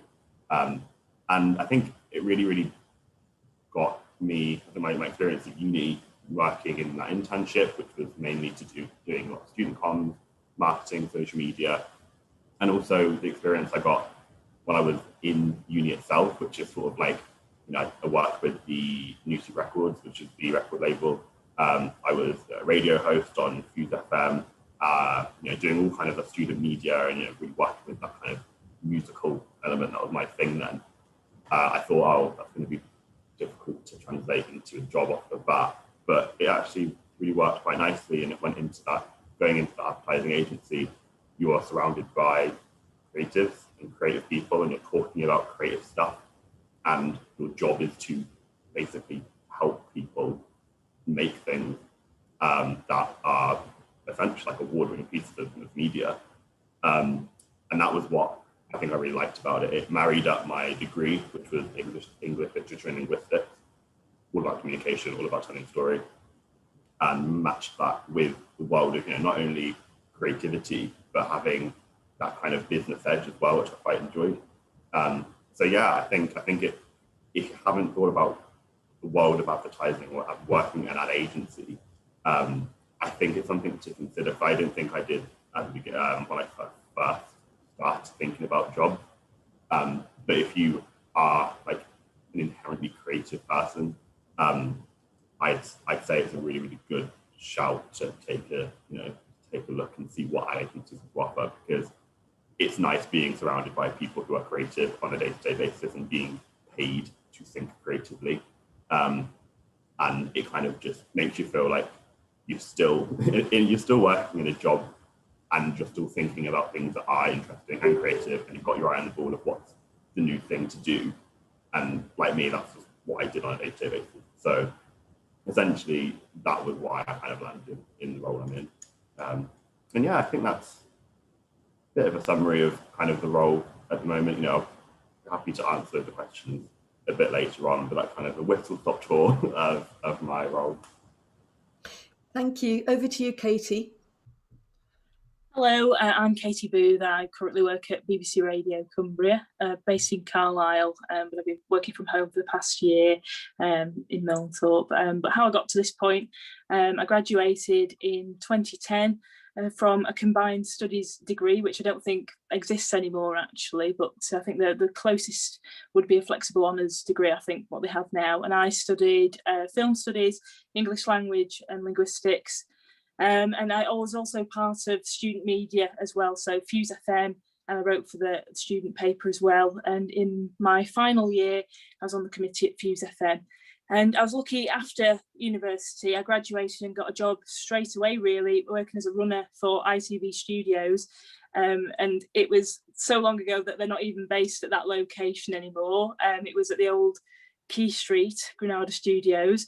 While I was doing that, I was still involved in radio at the time, in a community radio sense. So I was involved in 2 different stations, and I still had the desire to want to work in radio. So I wanted to go into journalism, and it was quite a big decision at the time. I decided to take a year out and then retrain as a journalist. So I got accepted onto the broadcast journalism masters at UCLan, which is based in Preston. So I did a great year there, very practical course, and learnt my trade there. After I graduated, I sort of worked all over the Northwest, really, at different radio stations as a broadcast journalist, which takes me up to probably 5 years ago when I started working for the BBC at Radio Lancashire, and now at my current base at Radio Cumbria. And when you think about a journalist, you think, well, what does a journalist do in a broadcast sense? Well, it's all about the writing, really, but also about the on-air aspect as well. So there's all different sides to the job: reporting, presenting, producing, and news reading as well. And it's the variety, really, which I love about it. All different shifts that you can do on the rota. It's been a bit different working from home. There hasn't been that variety there, but the sort of biggest change I've seen over the past decade has been the convergence, really. So it's not just radio that I work in anymore. I'm also video editing for the social media as well. It's really more about the brand rather than just one side, audio or visual. So it's the social media side which has really sort of changed over the past 10 years, and I also do video editing as well. So it's also a creative industry. That's what I love about it, and it's just the variety, really. You can do a lot of things under the banner of a journalist. And that's really a whistle-stop tour of my career to date, the past decade, and looking forward to taking some questions from you later on. Thank you. Over to Nicola. Hi everyone, my name is Nicola. I'm currently a researcher at BBC Children's, but I probably graduated about 5 years ago now and I studied geography. Throughout my time at university, I did lots of things like runner days on the X Factor, Britain's Got Talent and Catchphrase. And from there, then I was lucky enough to get work experience on Blue Peter, which started my love for children's at the end after I graduated. From there, I then went for it, kept applying for different roles, kept having work experience, getting as much experience as I could. Applied for a job, initially didn't get it, then I got a call back a few days later to say another role had opened up. So then I got offered the role, and that's where my journey at the BBC started.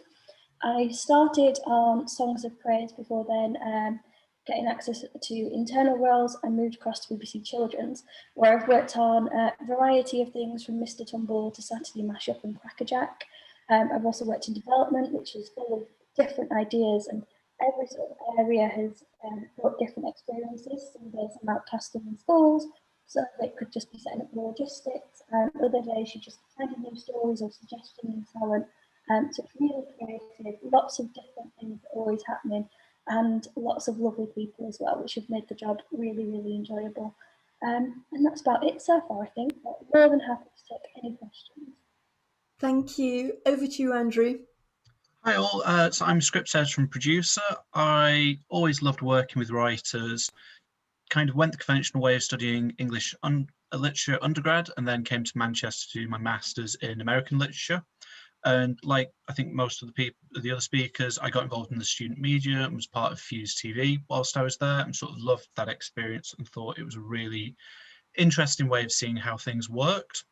And then from there, I went on to do work experience on Shameless's final series, and then joined the BBC on Holby City.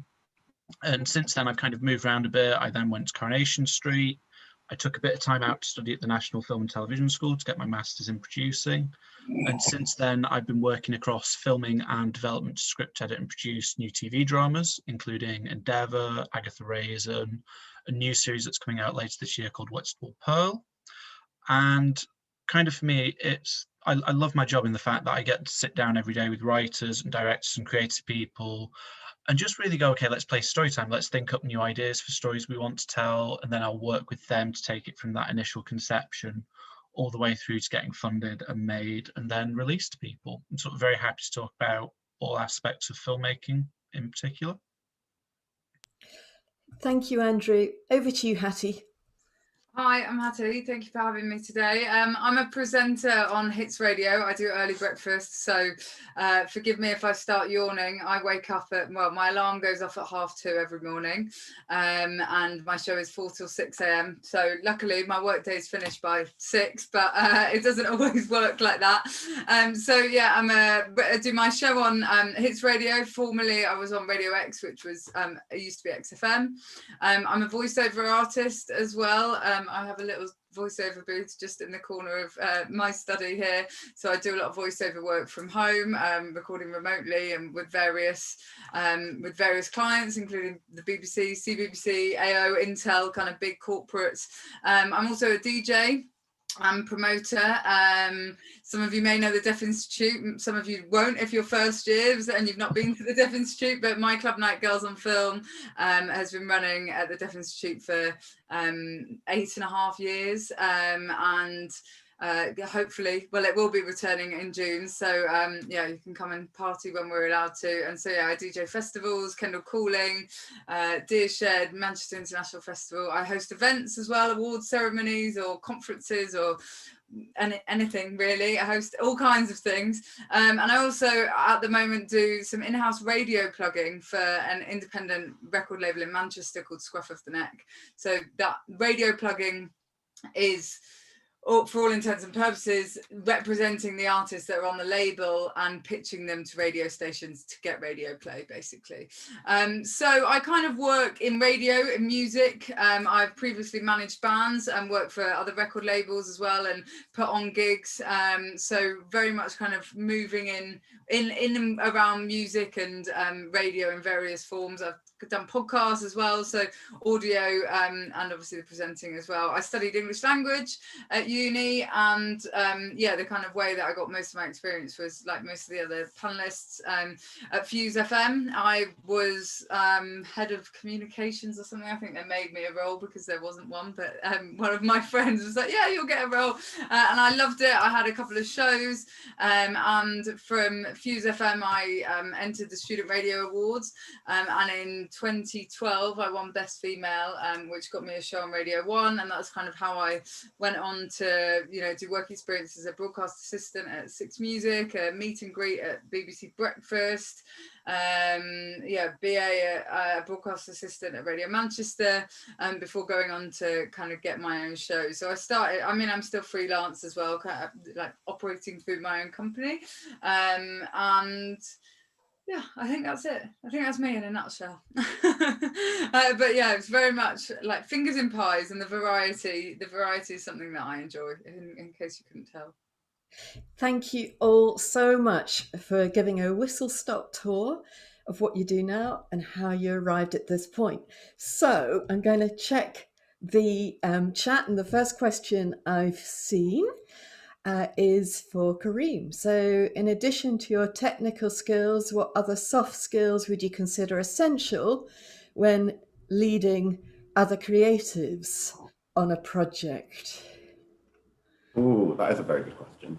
I still feel like I'm learning it now. So I think good question, because basically as the kind of account handler, client services person, you also just have to kind of manage any creative projects and creatives as a whole.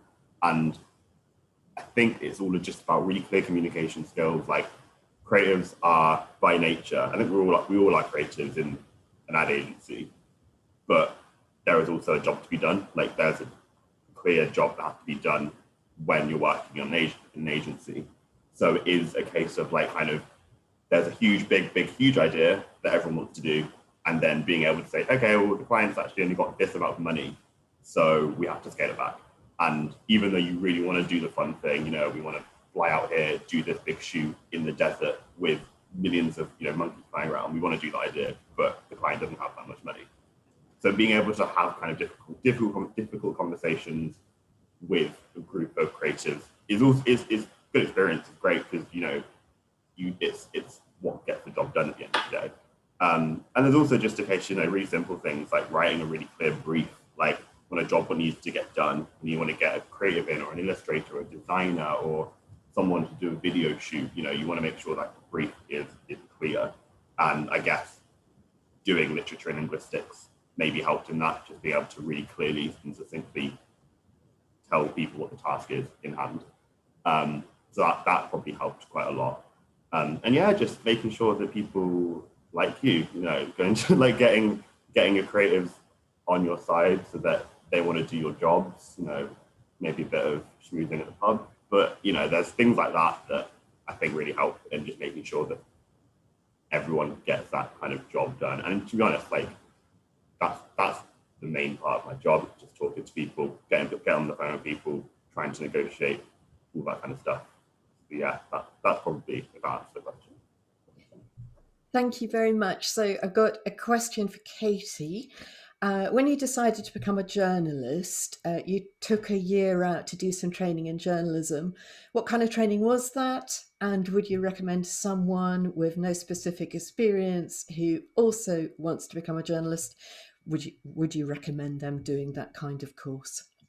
I would personally recommend that sort of training route into journalism. It's not essential, you don't have to, but I think it helps when you're competing for jobs to have as much on your side as possible, which a big part of that is experience that you can get, work experience, but also accreditation plays a part in that. So I would say, if you want to go down the training route, that I would advise to look into what sort of journalist you want to be. Print journalism is accredited by the NCTJ, and broadcast journalism is accredited by the BCTJ, Broadcast Journalism Training Council. And the way the broadcast side of it works is the courses are accredited, and the way the print side of it works is that you yourself get accredited. So if you were wanting to be a print journalist, you'd have to learn shorthand and words per minute, that sort of thing.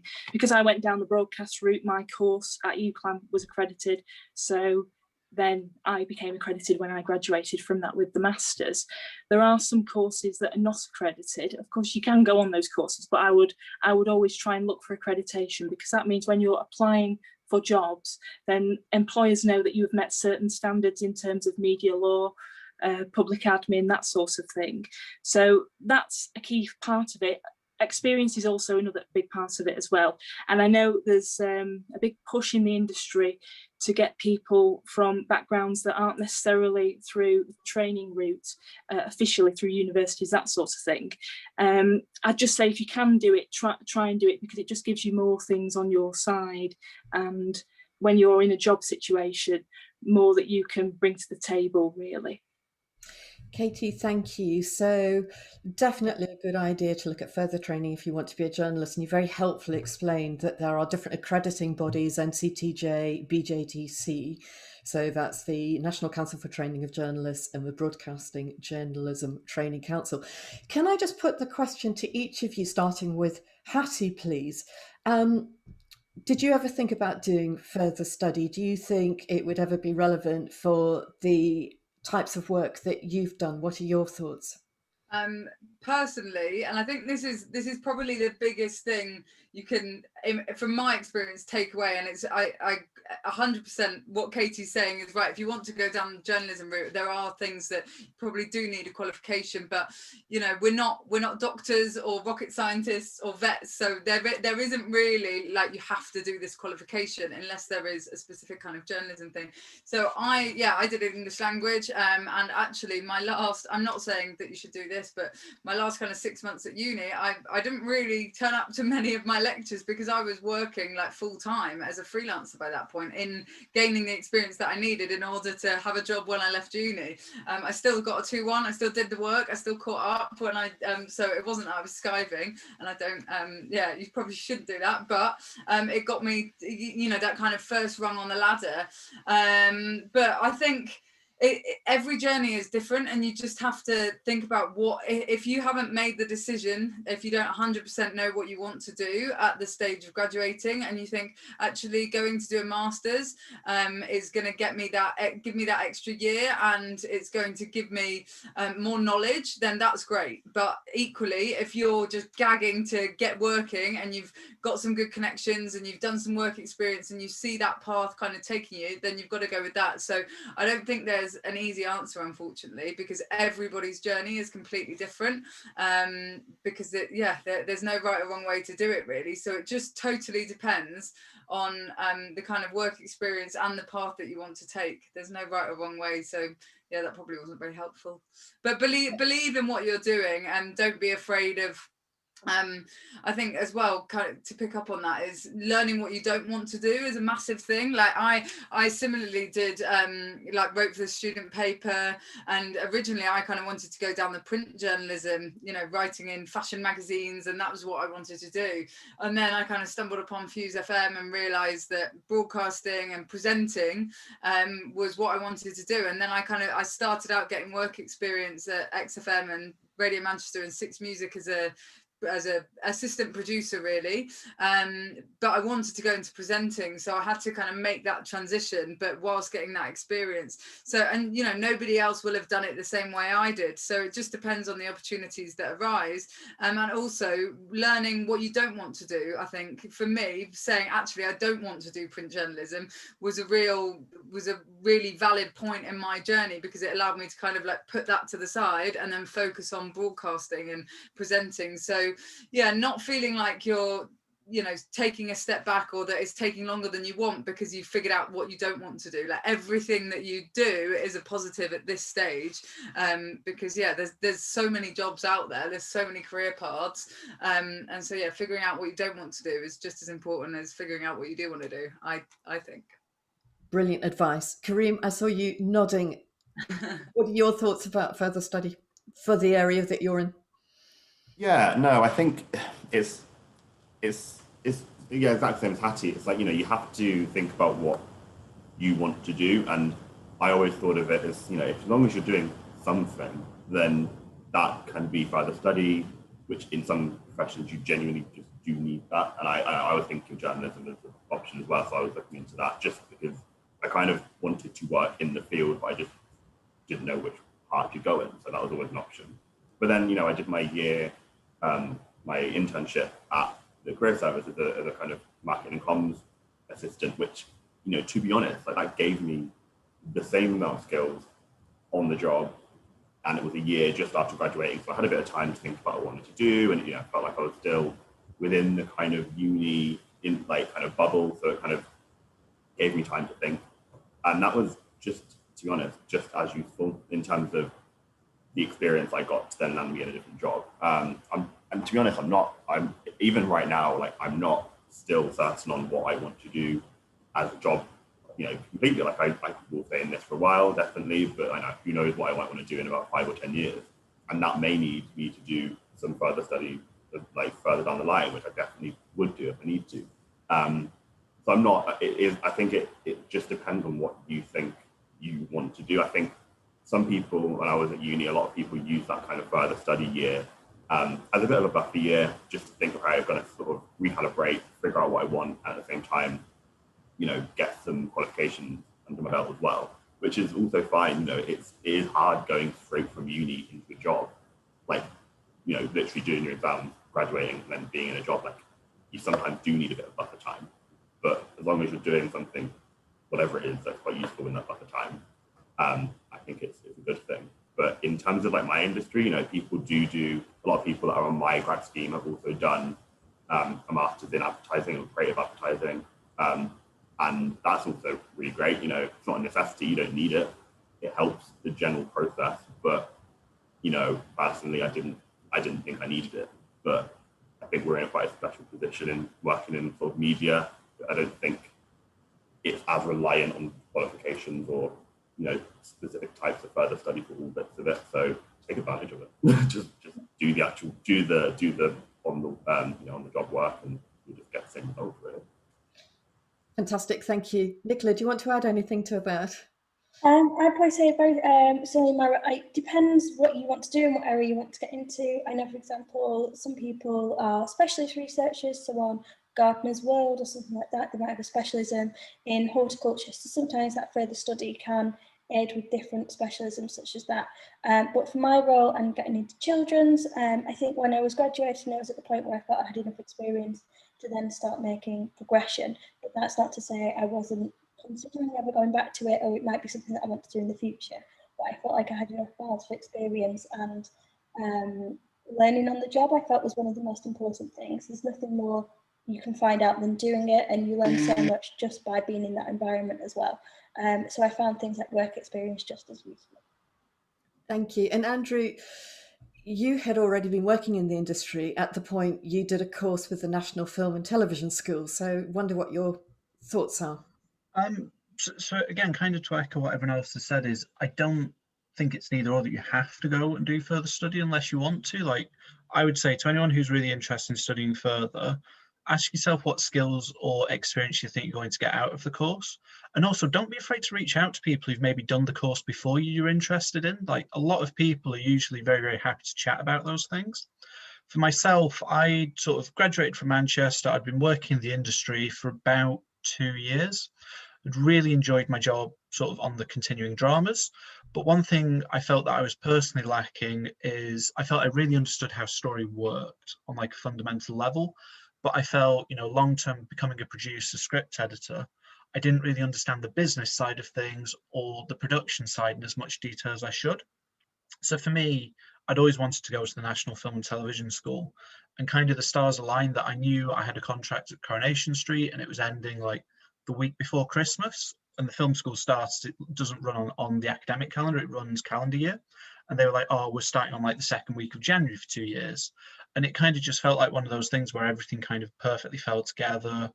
And I think for myself, it was a really great sort of crash course, and being able to find those skills that I felt I was lacking at that point in my career, develop those, but also build a really strong network around myself and say, okay, I know what I want to do. I know how this is going to help me, and just sort of take those 2 years out to study. Okay, thank you. In fact, I'm sticking with you, Andrew, because Okay. there's a question here to Andrew. I'm really interested in script writing, editing for a long-standing show like Coronation Street, and I was wondering what you'd consider essential to be able to access a job like that. So I think partly it's just a love of the soaps. I know that sounds really stupid, but there's a lot of people who go for those jobs who've never seen them. And I always remember a pitch on Holby City where somebody basically went, I love 24 as a TV show. I think Holby City should do an episode like that. And you went, you've never watched a minute of this in your life, but okay. I think script editing and writing can have two different ways into it. In terms of script editing, what I would say is look to be a script reader for production companies. And there are a lot of the bigger companies will do that. You can often just reach out to their development teams and sort of say that that's what you're interested in. And in normal times, they'd meet you for a coffee and you'd kind of have a chat about what your interests are. And then they'd normally get you to do reports on, typically it's either scripts they're looking at buying or potentially on novels to say, is it interesting? Is there potential? Kind of what would you do with it to test out your instincts? One of the really great things about the soaps and the continuing dramas at the minute is they're having a really big push to sort of legitimize how they hire people. Because I think in the past, the industry works very much on word of mouth, but the BBC, ITV and Hollyoaks are all doing really great things and they're advertising all their positions. I would say for anyone interested in that, researching is a really great way to get into it. You can join the teams, you get to work with a lot of different writers and script editors to kind of see how the process is done and kind of play a role in shaping those stories. So that can be a really great way. And then a lot of people from there will go on to become assistant script editor and then script editor.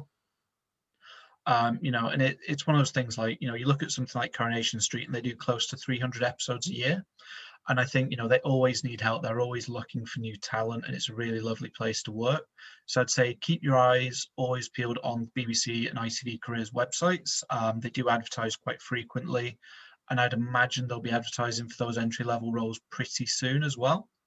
In terms of writing, that can be a little bit trickier. But again, I'd say look at places like the BFI Network, look at BAFTA Rowcliffe, Force Screenwriting and BBC Writers Academy. They're all really great opportunities where they're looking for new writers. What they'll do is they'll sort of ask you to submit a spec script. Sometimes that's something you've written yourself and it's an original idea. Other times they might say, okay, if you were to write on EastEnders, what would a storyline be for this character? To try and taste out what your sensibility is. And most of those schemes are year long. And what they'll do is they'll give you paid sort of mentoring and support over the year and training to sort of work up onto it. And then normally they will guarantee you at the end to either write on those shows for a period of time to help boost you up. And there's a lot of really big writers who've come through that way. Or in other cases, like for example, for screenwriting, you're not guaranteed to write for any show, but what they'll do is they'll help you develop your own idea. So you can then go and pitch it to TV channels and they will help connect you with the production companies through that. And I think kind of the essential skills is just be passionate about what you want to tell as a storyteller. I think there's a lot of times that people kind of sit there and go, they try to guess what they think you're going to be interested in. And I think the problem with that is, if you say, for example, come to me, I've done a lot of crime dramas recently and say, I'm going to pitch you a crime drama, but you don't like crime dramas, you don't watch it, it becomes very apparent very quickly that you're kind of trying to sort of sweet talk your way into it. Whereas I'd much rather somebody came to me and said, do you know what? I know you're doing all these crime drama shows, Actually, I want to pitch you this comedy series and this is why I think you'd love it, but this is really what I want to tell and why I'm really passionate about it. You can't fake that enthusiasm and that passion. I think it really shows through in what people do. Thank you so much. Now, here is a question for each of you. I love this question. If you could give your younger self one piece of advice, what would it be? Hattie, do you want to go first? Yeah, I think it would probably be yeah, feel the fear and do it anyway. It's probably a phrase that you've heard before, but I think, yeah, certainly held myself back in the past, and yeah, you can't change the past, so it's like just do it. You can't really lose much by sending an email, as you know, as long as you're polite. And you know, the worst that can happen is that somebody gets back to you and they say, actually, sorry, we don't have an opportunity at the moment. But usually people are pretty helpful. You know, if you're nervous or fearful of, you know, how to approach something, asking people's advice is always the best way. And people might not have loads of time to get back to you, but if they can't help themselves, people are generally willing to point you in the right direction of somebody who can help. So yeah, my advice would be, don't let yourself hold you back. You know, you've got your dreams or your goals, and just do it, you know. And I think especially these days, without sounding like I'm, you know, too old, that, you know, you don't, in terms of a content kind of creation perspective, you know, if you want to be a radio presenter or you want to be a TV producer, you can be making that content right now if you're not already. You know, you don't have to ask anyone's permission to make a podcast, and that's the best thing that you can be doing in terms of proving to yourself that you've got the skills and the experience. You know, when you're approaching radio stations or TV companies or production agencies or whoever, they want to see that you've already got a certain amount of skills. They're not willing to, you know, and they don't have the time to sit down and teach you how to use the editing software from scratch. You should be able to demonstrate some kind of basic ability, and you know, most of those softwares you can download on your laptop or whatever. So my advice would be, feel the fear, do it anyway, and don't wait for anyone to give you permission to make that content. If you're coming at it from a content creation, just do it, and that's where, and then you can approach people with that content that you've got and ask for advice. So here's a podcast I've been doing, I really want to work in audio, what do you think? Or, you know, whether that's graphic design or whatever it might be, but showing that you've kind of got a portfolio. You know, I've never used a CV since I've graduated. I've never sent a CV, whereas my CV is audio. You know, my voiceover reels are 3 minutes long. My radio reel is the same. I've got a presenting video reel, and so that really is my CV. You know, I can send that to somebody, they can watch it, and within the first 30 seconds they've made up their mind of what they think of me or whether they want to hire me. So, you know, I'm not saying that you don't need a CV. Lots of jobs, of course you will, but from my perspective, it's just about making that content and putting it out there. So feel the fear and do it anyway. Yeah. We're going to hang on to that. Okay, Nicola, what about you? What advice would you give to your younger self? I think probably the two main things are probably to be patient. I don't think I was ever patient enough in terms of waiting for like applications, whatever they were, and to get used to rejection. I was either it was work experience or if it was trying to make that step up from runner to researcher, there was rejections, and it always took that little bit longer. So being patient, and I'd also say to know the content, know your audience, and know the company. So if you're emailing the company to ask for work experience or to apply for a runner job, know what they make and mention that in the email as well.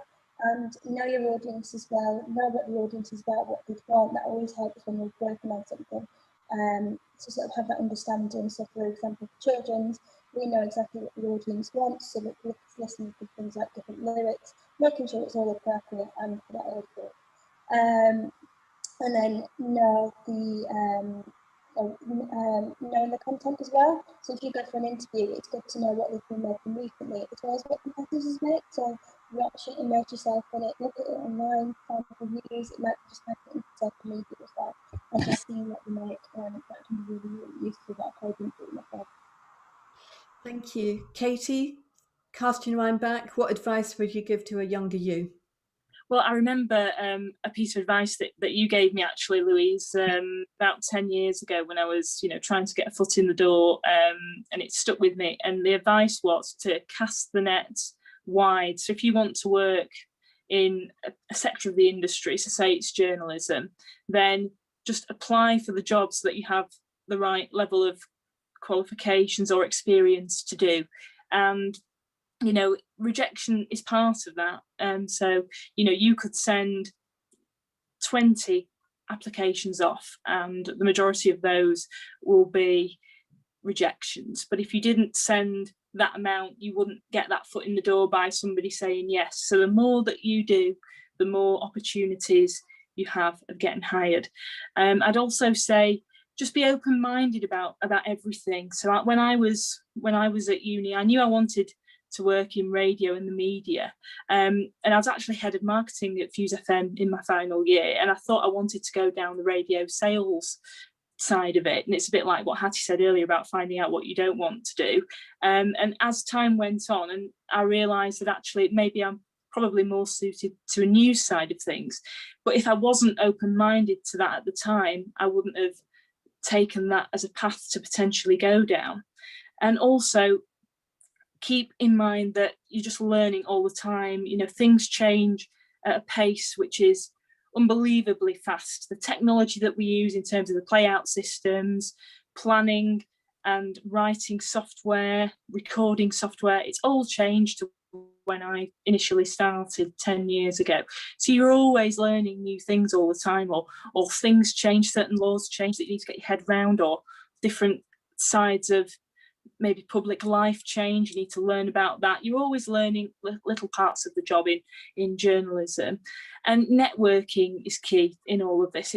It's harder to do in a way because of the pandemic. We're not meeting up as much. You know, in normal times you could do a day's shadowing, or you could do work experience by going in somewhere. Having said that, social media means that you can connect with somebody in an instant, you know, on social media, Twitter, LinkedIn.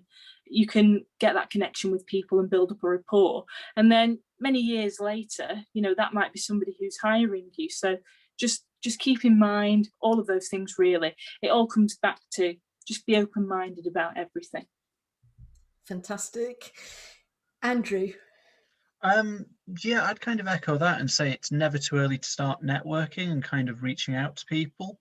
I think there's like one thing I've noticed is people tend to wait until they're just about to graduate before they start trying to meet people or sort of kind of build those connections. And actually there's like loads of great resources, like there's the mentoring scheme through the careers service.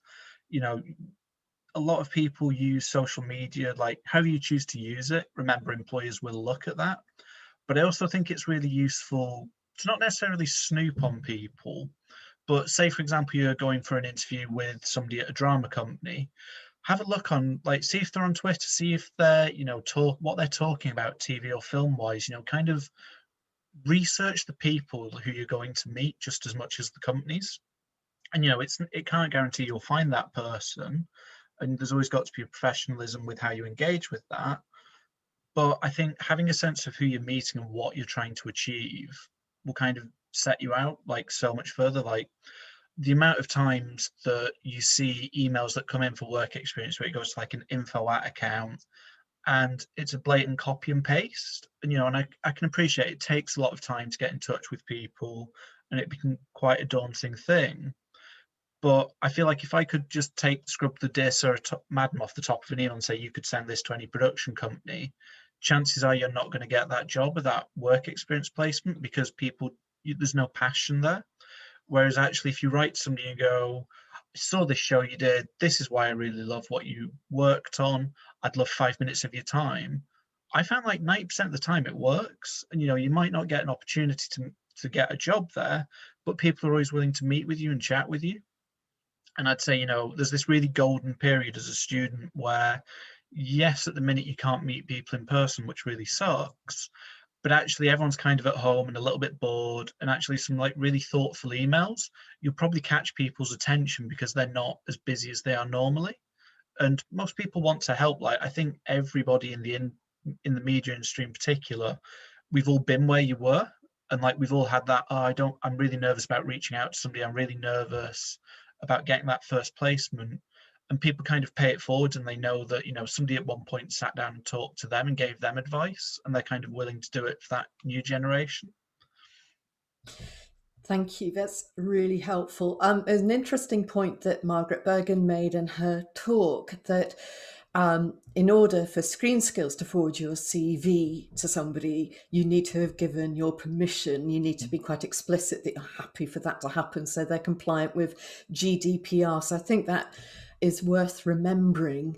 So if you're sending a CV to somebody, it's always worth mentioning that you're quite content for them to do that. Thank you. Kareem, so cast your mind back, younger self, what advice would you give?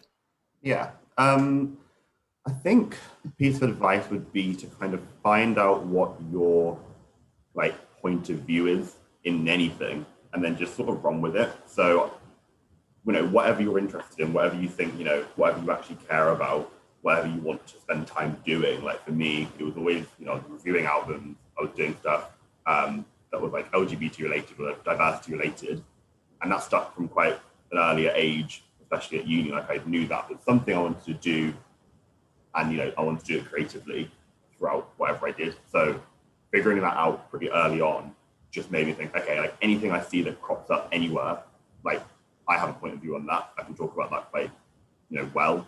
And then having that sort of carry through all of your sort of future things just makes your sort of CV or your portfolio just look a bit more kind of cohesive. It's like, oh, this person has an interest in this thing. And having that sort of defined quite early is generally a good thing, because it just shows that you get better at that thing that you want to do, and it just makes you more rounded. And when you're applying for jobs, you feel like you're actually interested in something. When you're in interviews, like nothing impresses someone more in an interview when you can just talk about something you're really, really interested and good at, and it shows. And I think as well, I would just make the most out of like the uni environment. Like you're never going to get that kind of like small-ish community of people again. Like whereas when I was working doing stuff with Fuse FM, like I had a radio show, I was writing a blog, I was doing all this sort of stuff, and like having your voice out there in that kind of micro community of uni, it seems like you're doing the work that you would be doing in a normal job, but in the outside world, it's just so much bigger and scarier, and there's so many more people to go through. If you wanted to get a podcast made, a blog written, a radio show, reviews of this or whatever, like you have to go through so many more different hoops to be able to get that, and get that on a platform that has some sort of reputable. Like, and if you're at uni, you're able to write a blog, do a podcast, do a radio show, do some TV work, and it's all under that kind of guise at uni. So you just get the chance to do loads more stuff, and it's credible. And if I was to try and do that now, it'd be a lot harder. So just basically do everything. Like just even if you're doing everything already, figure out how you can do more. If you've got a radio show, have you got a page for it? Are you promoting that page? Are you upping those skills? If you've got a blog, how are you pushing that out? Are you doing podcasts as well? So it just sort of if you're already at a 7, just make it a 10. And when you get out of that kind of end of uni slump of being like, oh my God, what am I going to do? You'd have just done a lot more. So yeah, a few bits of advice there. Thanks, Kareem. It was really interesting to hear from Anya Sami earlier on that there are still ways that people can get involved with student media right at the moment. And I mean, all of you have, engaged in extracurricular activities alongside your degree, which is absolutely amazing. And I sometimes wonder if people are put off from getting involved in these because I imagine they're going to swallow up loads and loads of time. And I would just sort of like to share with the audience that I have come across some students who have got involved in student media and made a useful contribution, but it's not taken up lots and lots of their time. So I think there is some flexibility as to how much time you do give to this. Would you agree from your experiences of student media that it can vary? You can put loads in, but you don't have to if you haven't got lots of time available, which might be worth somebody being aware of if they're coming up to their final assessments. Hattie, a question for you. So your path sounds the most similar to what I'm hoping to do. However, the thought of working freelance is so daunting to me because of the lack of security. How do you cope with the uncertainty, and what is it like to work in this way? Good question. Before I forget, I just want to pick up on what Kareem said. I think being you know, doing as much as you can at uni is the best possible thing as well, and also connecting with your peers, picking up on what Katie said. Lots of the people that I was with at Fuse FM are now working in a very similar industry. One of them is an etiquette expert, one of them is a presenter on Radio 1, one of them is a music lawyer for one of the biggest record labels, one of them is like an Instagram influencer with, you know, thousands of followers and doing like a travel blog and stuff. So, you know, and they're all, I can draw on those people not just as my friends for support, but on a professional level to get their advice as well. And getting involved in, I know that obviously won't be happening at the moment, but the student radio conferences, which are part of the Student Radio Association, which is basically bringing all the student radio stations from all of the universities in the country together. And, you know, lots of the people that I met there from other universities, Leeds, York, Nottingham, wherever, they now work in the same industry at me. Some, you know, one of them's the head of Capital Radio, and, you know, so they're all, lots of them are producers at Radio 1. So having made those connections with my peers was a really important thing to do, as well as, you know, getting that experience connecting and making those, you know, networking with people above me who I wanted to give me a job, but also not undervaluing those connections that you can make with your peers, both in your own university and other universities where there are those opportunities available. So yeah, moving on to the question. Yeah, freelancing is really daunting, I suppose. My advice, because, and this is a really, I always think this, you know, we don't get taught, even if you take economics for A level, you don't get taught how to deal with money, like generally in life at all. You know, we don't get taught how to pay bills, we don't get taught about interest rates or credit cards. Like, it's very much up to yourself or your parents or family or whoever. And so when you set up as freelance or setting up your own limited company, unless you have an interest in it, it is very daunting. And I can honestly tell you, I have no interest in it. I wouldn't have a clue what I was doing unless it was for my accountant. And now you might be going, oh God, having an accountant, you know, that's money and it would be really scary. But there will be plenty of people, again, and it would be about asking advice. There'll be plenty of people that will have set up for freelance. So ask their advice, ask them what the steps are. And it's not as bad as you think. I mean, as long as you're on the right tax code and all of that kind of stuff and you're not overpaying on tax, you'll be fine. But again, that's such a small aspect of it. And I think for me personally, the benefits outweigh the negatives, really. You know, you get to take holiday when you want. Like if you're not working on a certain project at that time, you know, you can have a lie-in. You know, you don't have the grind of like the 9 to 5. But yeah, of course there are things, then negatives. You know, for a woman, you don't get, you know, you'd only get statutory maternity pay. You know, you don't get holiday pay, all of those kind of benefits that you would get if you were employed. But I think the flexibility, but then it depends. So for me, for example, I am contracted at Hits Radio, so I have to turn up to my radio show Monday to Friday. But then everything else that I kind of do is up to me. So any voiceover jobs that come in, they'll come in and I have to invoice. So I have to be responsible for all of my invoicing and that kind of stuff. But then my accountant deals with all of the VAT and corporation tax and all of that kind of stuff. And actually I always think like the stress, because I'm rubbish with numbers, the stress that it would cause me if I did it all myself, actually that is an expense that you can put through the business, and they probably save me. You have to think about it like what would you charge an hour, and you know, how much do you pay the accountant to do what you would take, and how many hours would that take? So I'm better off paying somebody who knows what they're doing, for the purposes of, you know, making sure that I'm paying enough tax and all the rest of it, and that I'm saving as much money as I can. So being quite sensible about it. But yeah, it can be quite daunting. But then again, for me, it's about having fingers in pies and the variety of it. So rather than just doing one thing, having different streams of income and how to balance that. And I still don't think I'm at a stage where I know exactly how much time I should spend on some things, because there's always other things coming in, and I enjoy, you know, radio and doing that, but I love voiceover work, and that can be quite lucrative, but you can't rely on it because it totally depends on, you know, you might be the voice of something for 1 year and then you don't get commissioned the next year or for the next season, for example.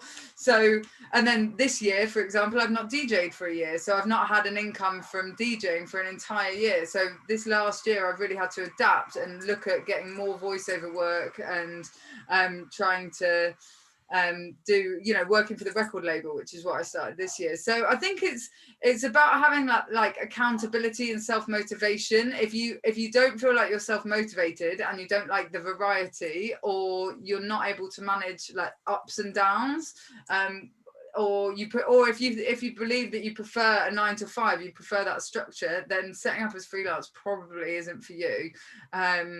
But feel the fear and do it anyway. You don't know until you try. You might, you know, give it a go, and if it's not for you, then at least you tried. Thank you. Andrew, you're now working on a freelance basis. Have you got anything to add to that? I mean, I think Hattie's covered it really well. It can feel very, very daunting, but I think it's just the nature of the beast, to be honest, within the media industry. And that's why I think it's so important that you build that network. Like Hattie was saying, you know, don't just look for people above you, look for your peers, because a lot of the time, particularly when you're starting out, your jobs are probably going to come through that network and directly to you. Or even if it's not, say, somebody you know who's employing you, they might pass on your CV to someone else, or they might hear of opportunities. And I think, you know, there's obviously the tax side, which can be daunting and, you know, always good to get proper advice on it.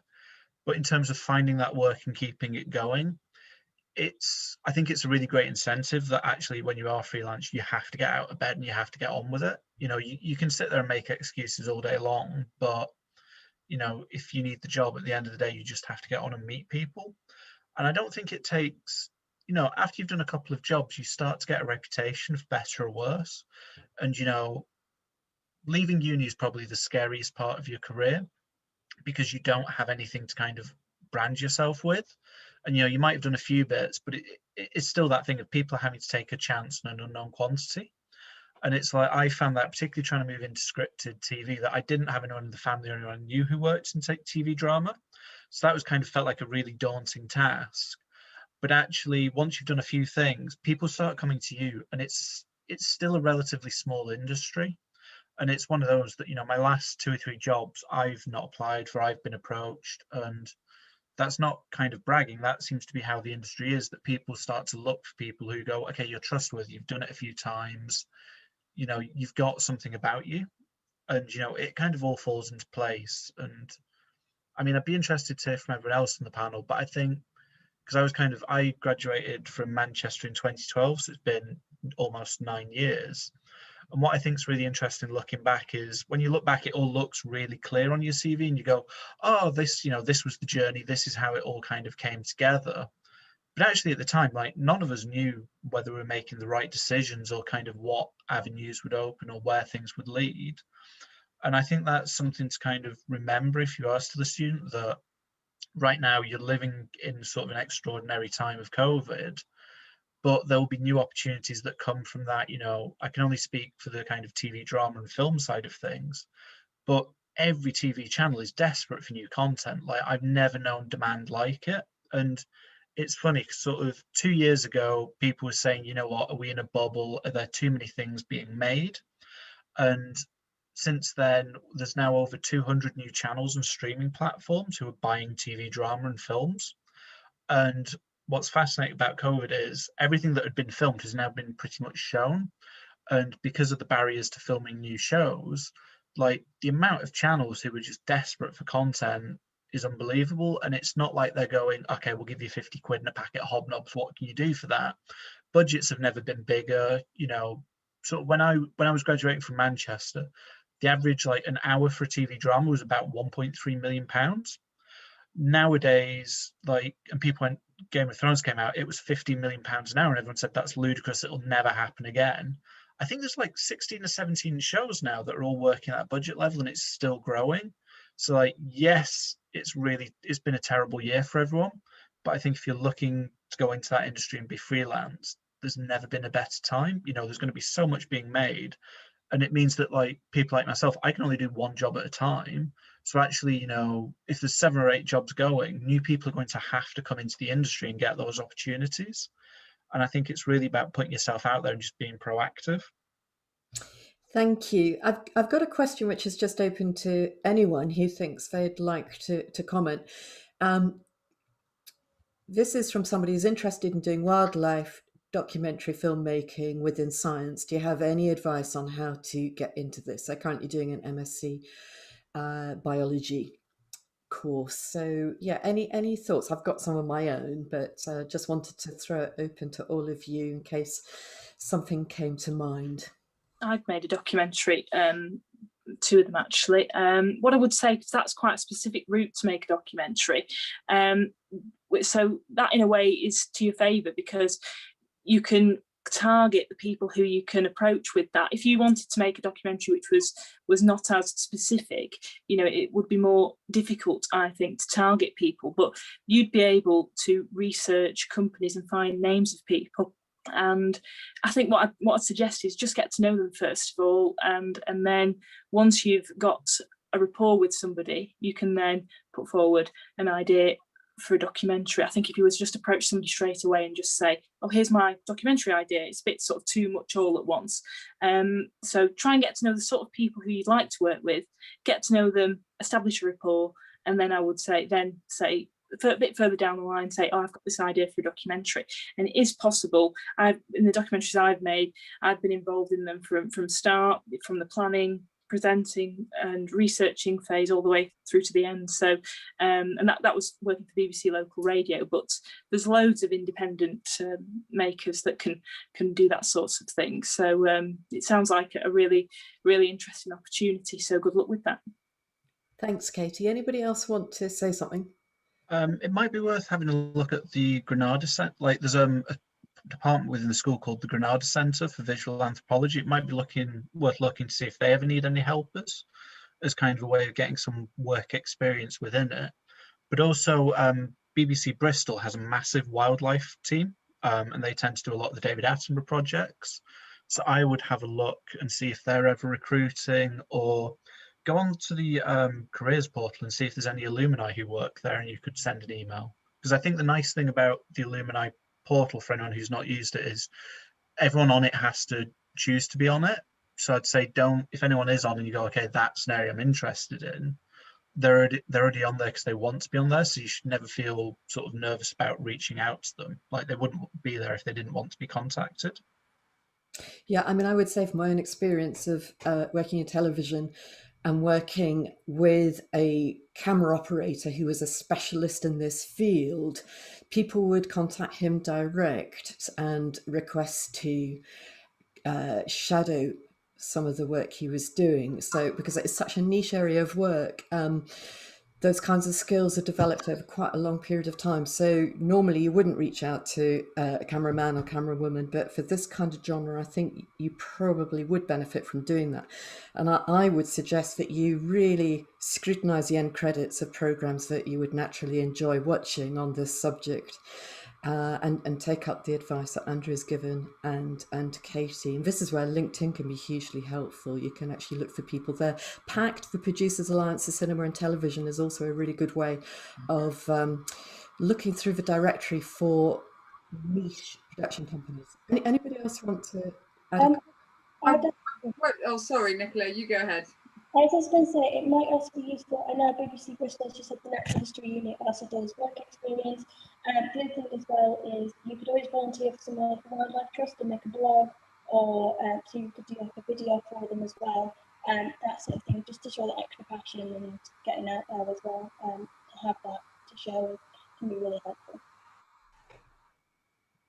Anyone else want to add their thoughts to that? Yeah, yeah, I was just not so much about that question specifically, but picking up on something that Andrew mentioned about there being so many jobs within the TV and film because of the pandemic, and I think that's a really interesting thing to think about, and thinking about how being savvy about your career choice. If you know that there's a particular area that actually really requires a certain type of person, and you are more likely to get work, then think about perhaps taking that route, because you know that there, especially if it is freelance, that's your thing of going, well, actually it's not so uncertain because there are lots of jobs at the moment in this particular area. Whereas if you wanted to be a radio presenter like me, I would not say it's impossible, but it's certainly getting a lot harder because of the way that the radio industry is networking, commercial radio, and the industry is just shrinking and shrinking. So it is becoming more and more challenging and difficult. There are more obstacles being put in your place. So rather than thinking about becoming a radio presenter, it might be going, right, well, the podcast industry and the audio industry is booming. So how about thinking about, and it's, you know, and it will continue to evolve. So trying to think about the future, like what is actually happening in the industry in the next 2, 5, 10 years, and where could you position yourself within that and make those choices based on what you predict, or, you know, what other people might predict. You know, do your research on where you think the industry is going to be, and try to navigate your career path through that kind of way. Worth thinking about.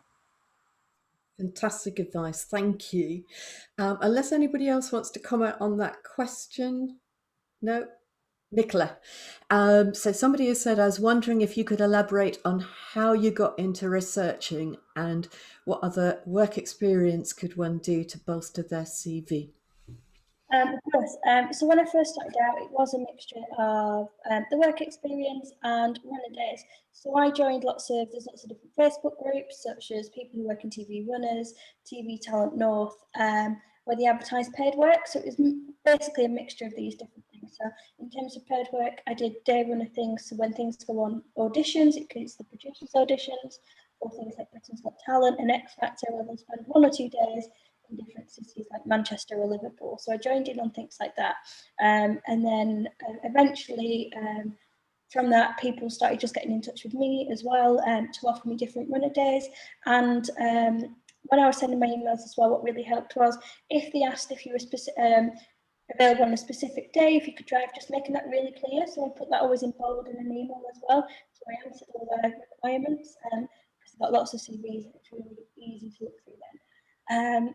From then on, I did some formal work experience, which was like through schemes, which is the BBC one. I then also did a mixture of experience where I emailed and asked for it. But for example, I really loved horrible histories. It was something I was really passionate about. So I got in touch with that production company and used their website to get in touch with someone directly and basically wrote them a love letter of how much I enjoyed the show and kind of have experience on it, and that worked as well. So I'd always say doing that helps, and a lot of companies have a very similar email format. So it might be that if you can type the show into LinkedIn. I found that really helped. You can see people who worked on it in the past, so you might be able to get in touch with them and watch the credits, make sure see if there's someone you can get in touch with.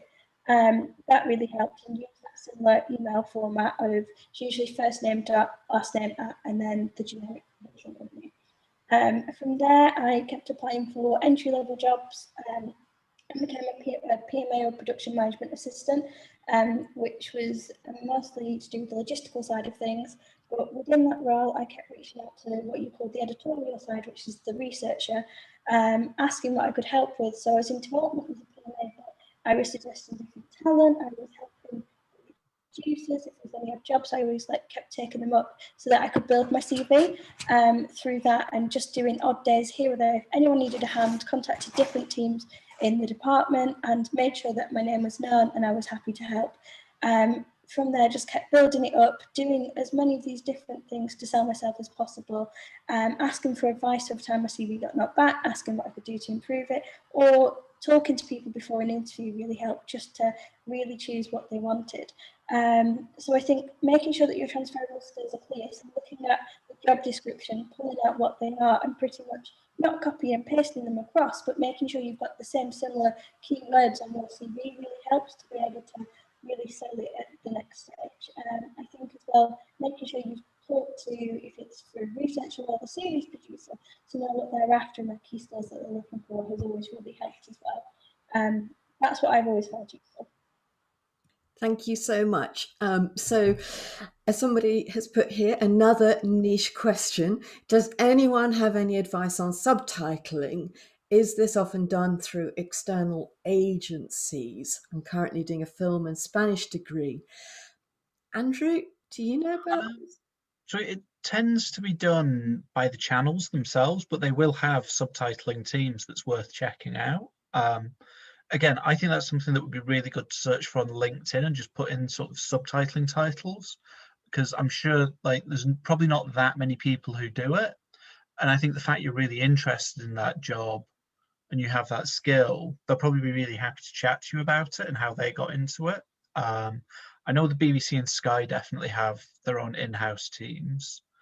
I think Gelux as well also are kind of an outside agency, but it's sort of such a specific thing that it's probably just the channels who have it. Thank you. Anybody else got insights to share regarding this question?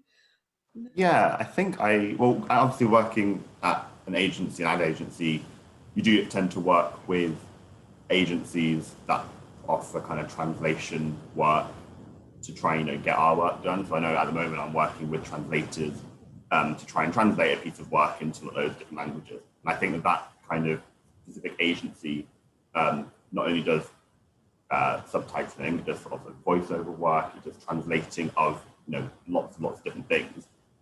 So yeah, I think just from my perspective, obviously there are lots of agencies around the country that do this, and they have people on hand to be able to translate lots of different pieces of copy.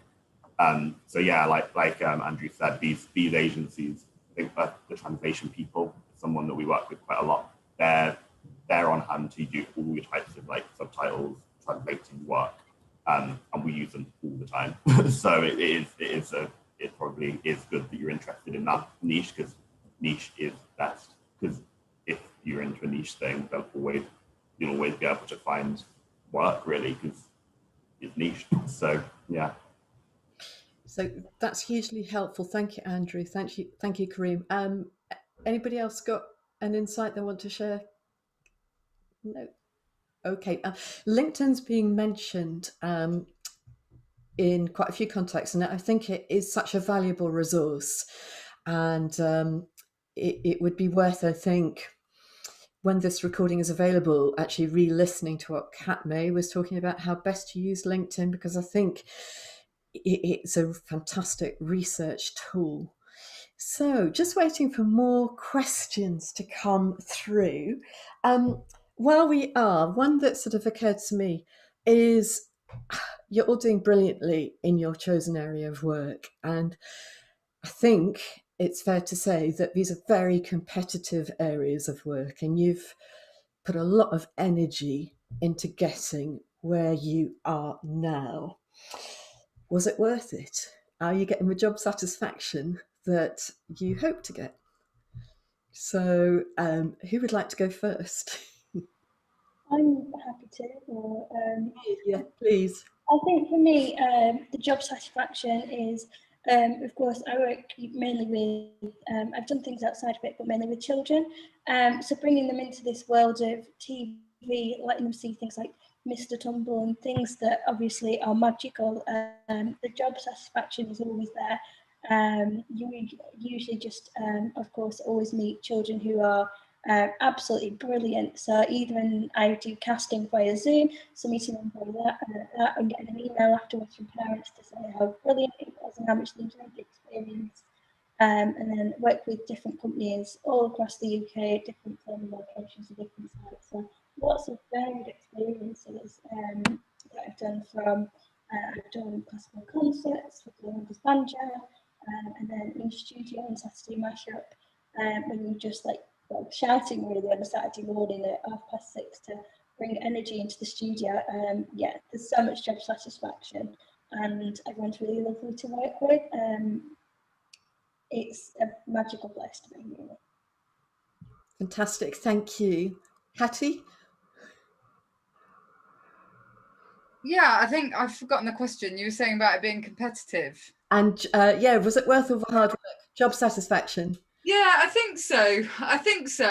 Despite kind of the ups and downs and like the roller coaster of perhaps being freelance. I think for me it's the variety and the fact that I've been able to craft a career that I want and that I'm in control of ultimately. And it even now, yeah, I graduated in 2012, I think the same year that Katie and Andrew did. And, 10 years, almost 10 years, 9 years down the line, you think, oh gosh, is it, you still feel like there's a lot to do. And I think that, but that's the beauty of it, is that no 2 days are the same. And, you're able to kind of look back and think, yeah, it's been quite a good ride. And I've never been, out of work or doing something that I don't enjoy. So again, I think it kind of just comes back to figuring out what you can do that you enjoy the most and making the most of it. So no regrets. And I think it, probably worth all the mad hours that I've had to do and overnights and all of the rest of it. But yeah. Terrific. Katie? Absolutely, and there's never been a year like this one. I know it's been unprecedented is a word that's used a lot, but if you'd have said to me, I did my work experience where I work now at BBC Radio Cumbria because I met my boss on the course that I was doing. He did a sort of news day with us, and I just remember I sort of never thought I'd be back again. So I was sort of taking pictures of things. So I thought, I'll never come back. And then, as life works out, it's where I've been for the past 2 years. So it's amazing how things work out like that, really. Particularly in the pandemic, public service broadcasters and journalists are classed as key workers, which has been an amazing privilege to be bringing people the news throughout this. Working from home has been really different because normally, I'd be going to the studio every day, and in radio you do work strange hours, getting up at 3 o'clock in the morning to drive to work, and sometimes you've got to be taking the ice off your car when you're driving in, and you think, wow, there's nobody else awake at this hour. And then for me, as soon as I walk into the radio station, there's just that buzz about it that I've never been able to get anywhere else. It's fantastic. And then as soon as you walk in and you start your shift, it's amazing. And it's a real privilege to be doing the job that we do, particularly, and I know it's so competitive at the moment and the job opportunities are so few. So I feel very grateful to do the job that I do. And none more so really when you hear from listeners about the content that you've been producing. We have a strand that we're doing at the moment called Make a Difference. And that's about listeners making a difference in their community. And from hearing what we have done, different news stories on our radio station, there's different calls to action, and it's amazing when you hear that. So an example of that is there was a food bank in an area of Cumbria that we were focusing a piece on, and then as a result of us doing that piece, a manager of a supermarket was listening and donated food off the back of hearing that piece. And when you hear that your work is having that kind of impact on people's lives, it's a real privilege, and I never take any day in this job for granted. Fantastic. Andrew? I absolutely love it. I think if I woke up tomorrow and was sort of found my bank account was now bigger than Jeff Bezos's, I would still turn up every day and carry on with what I'm doing unpaid. There's just nothing like it. It's something I always wanted to do from being a small child. So I feel really grateful that I get the chance to do that. And, it just feels like you'd be throwing away an opportunity if you didn't kind of go for what you're really passionate about in life.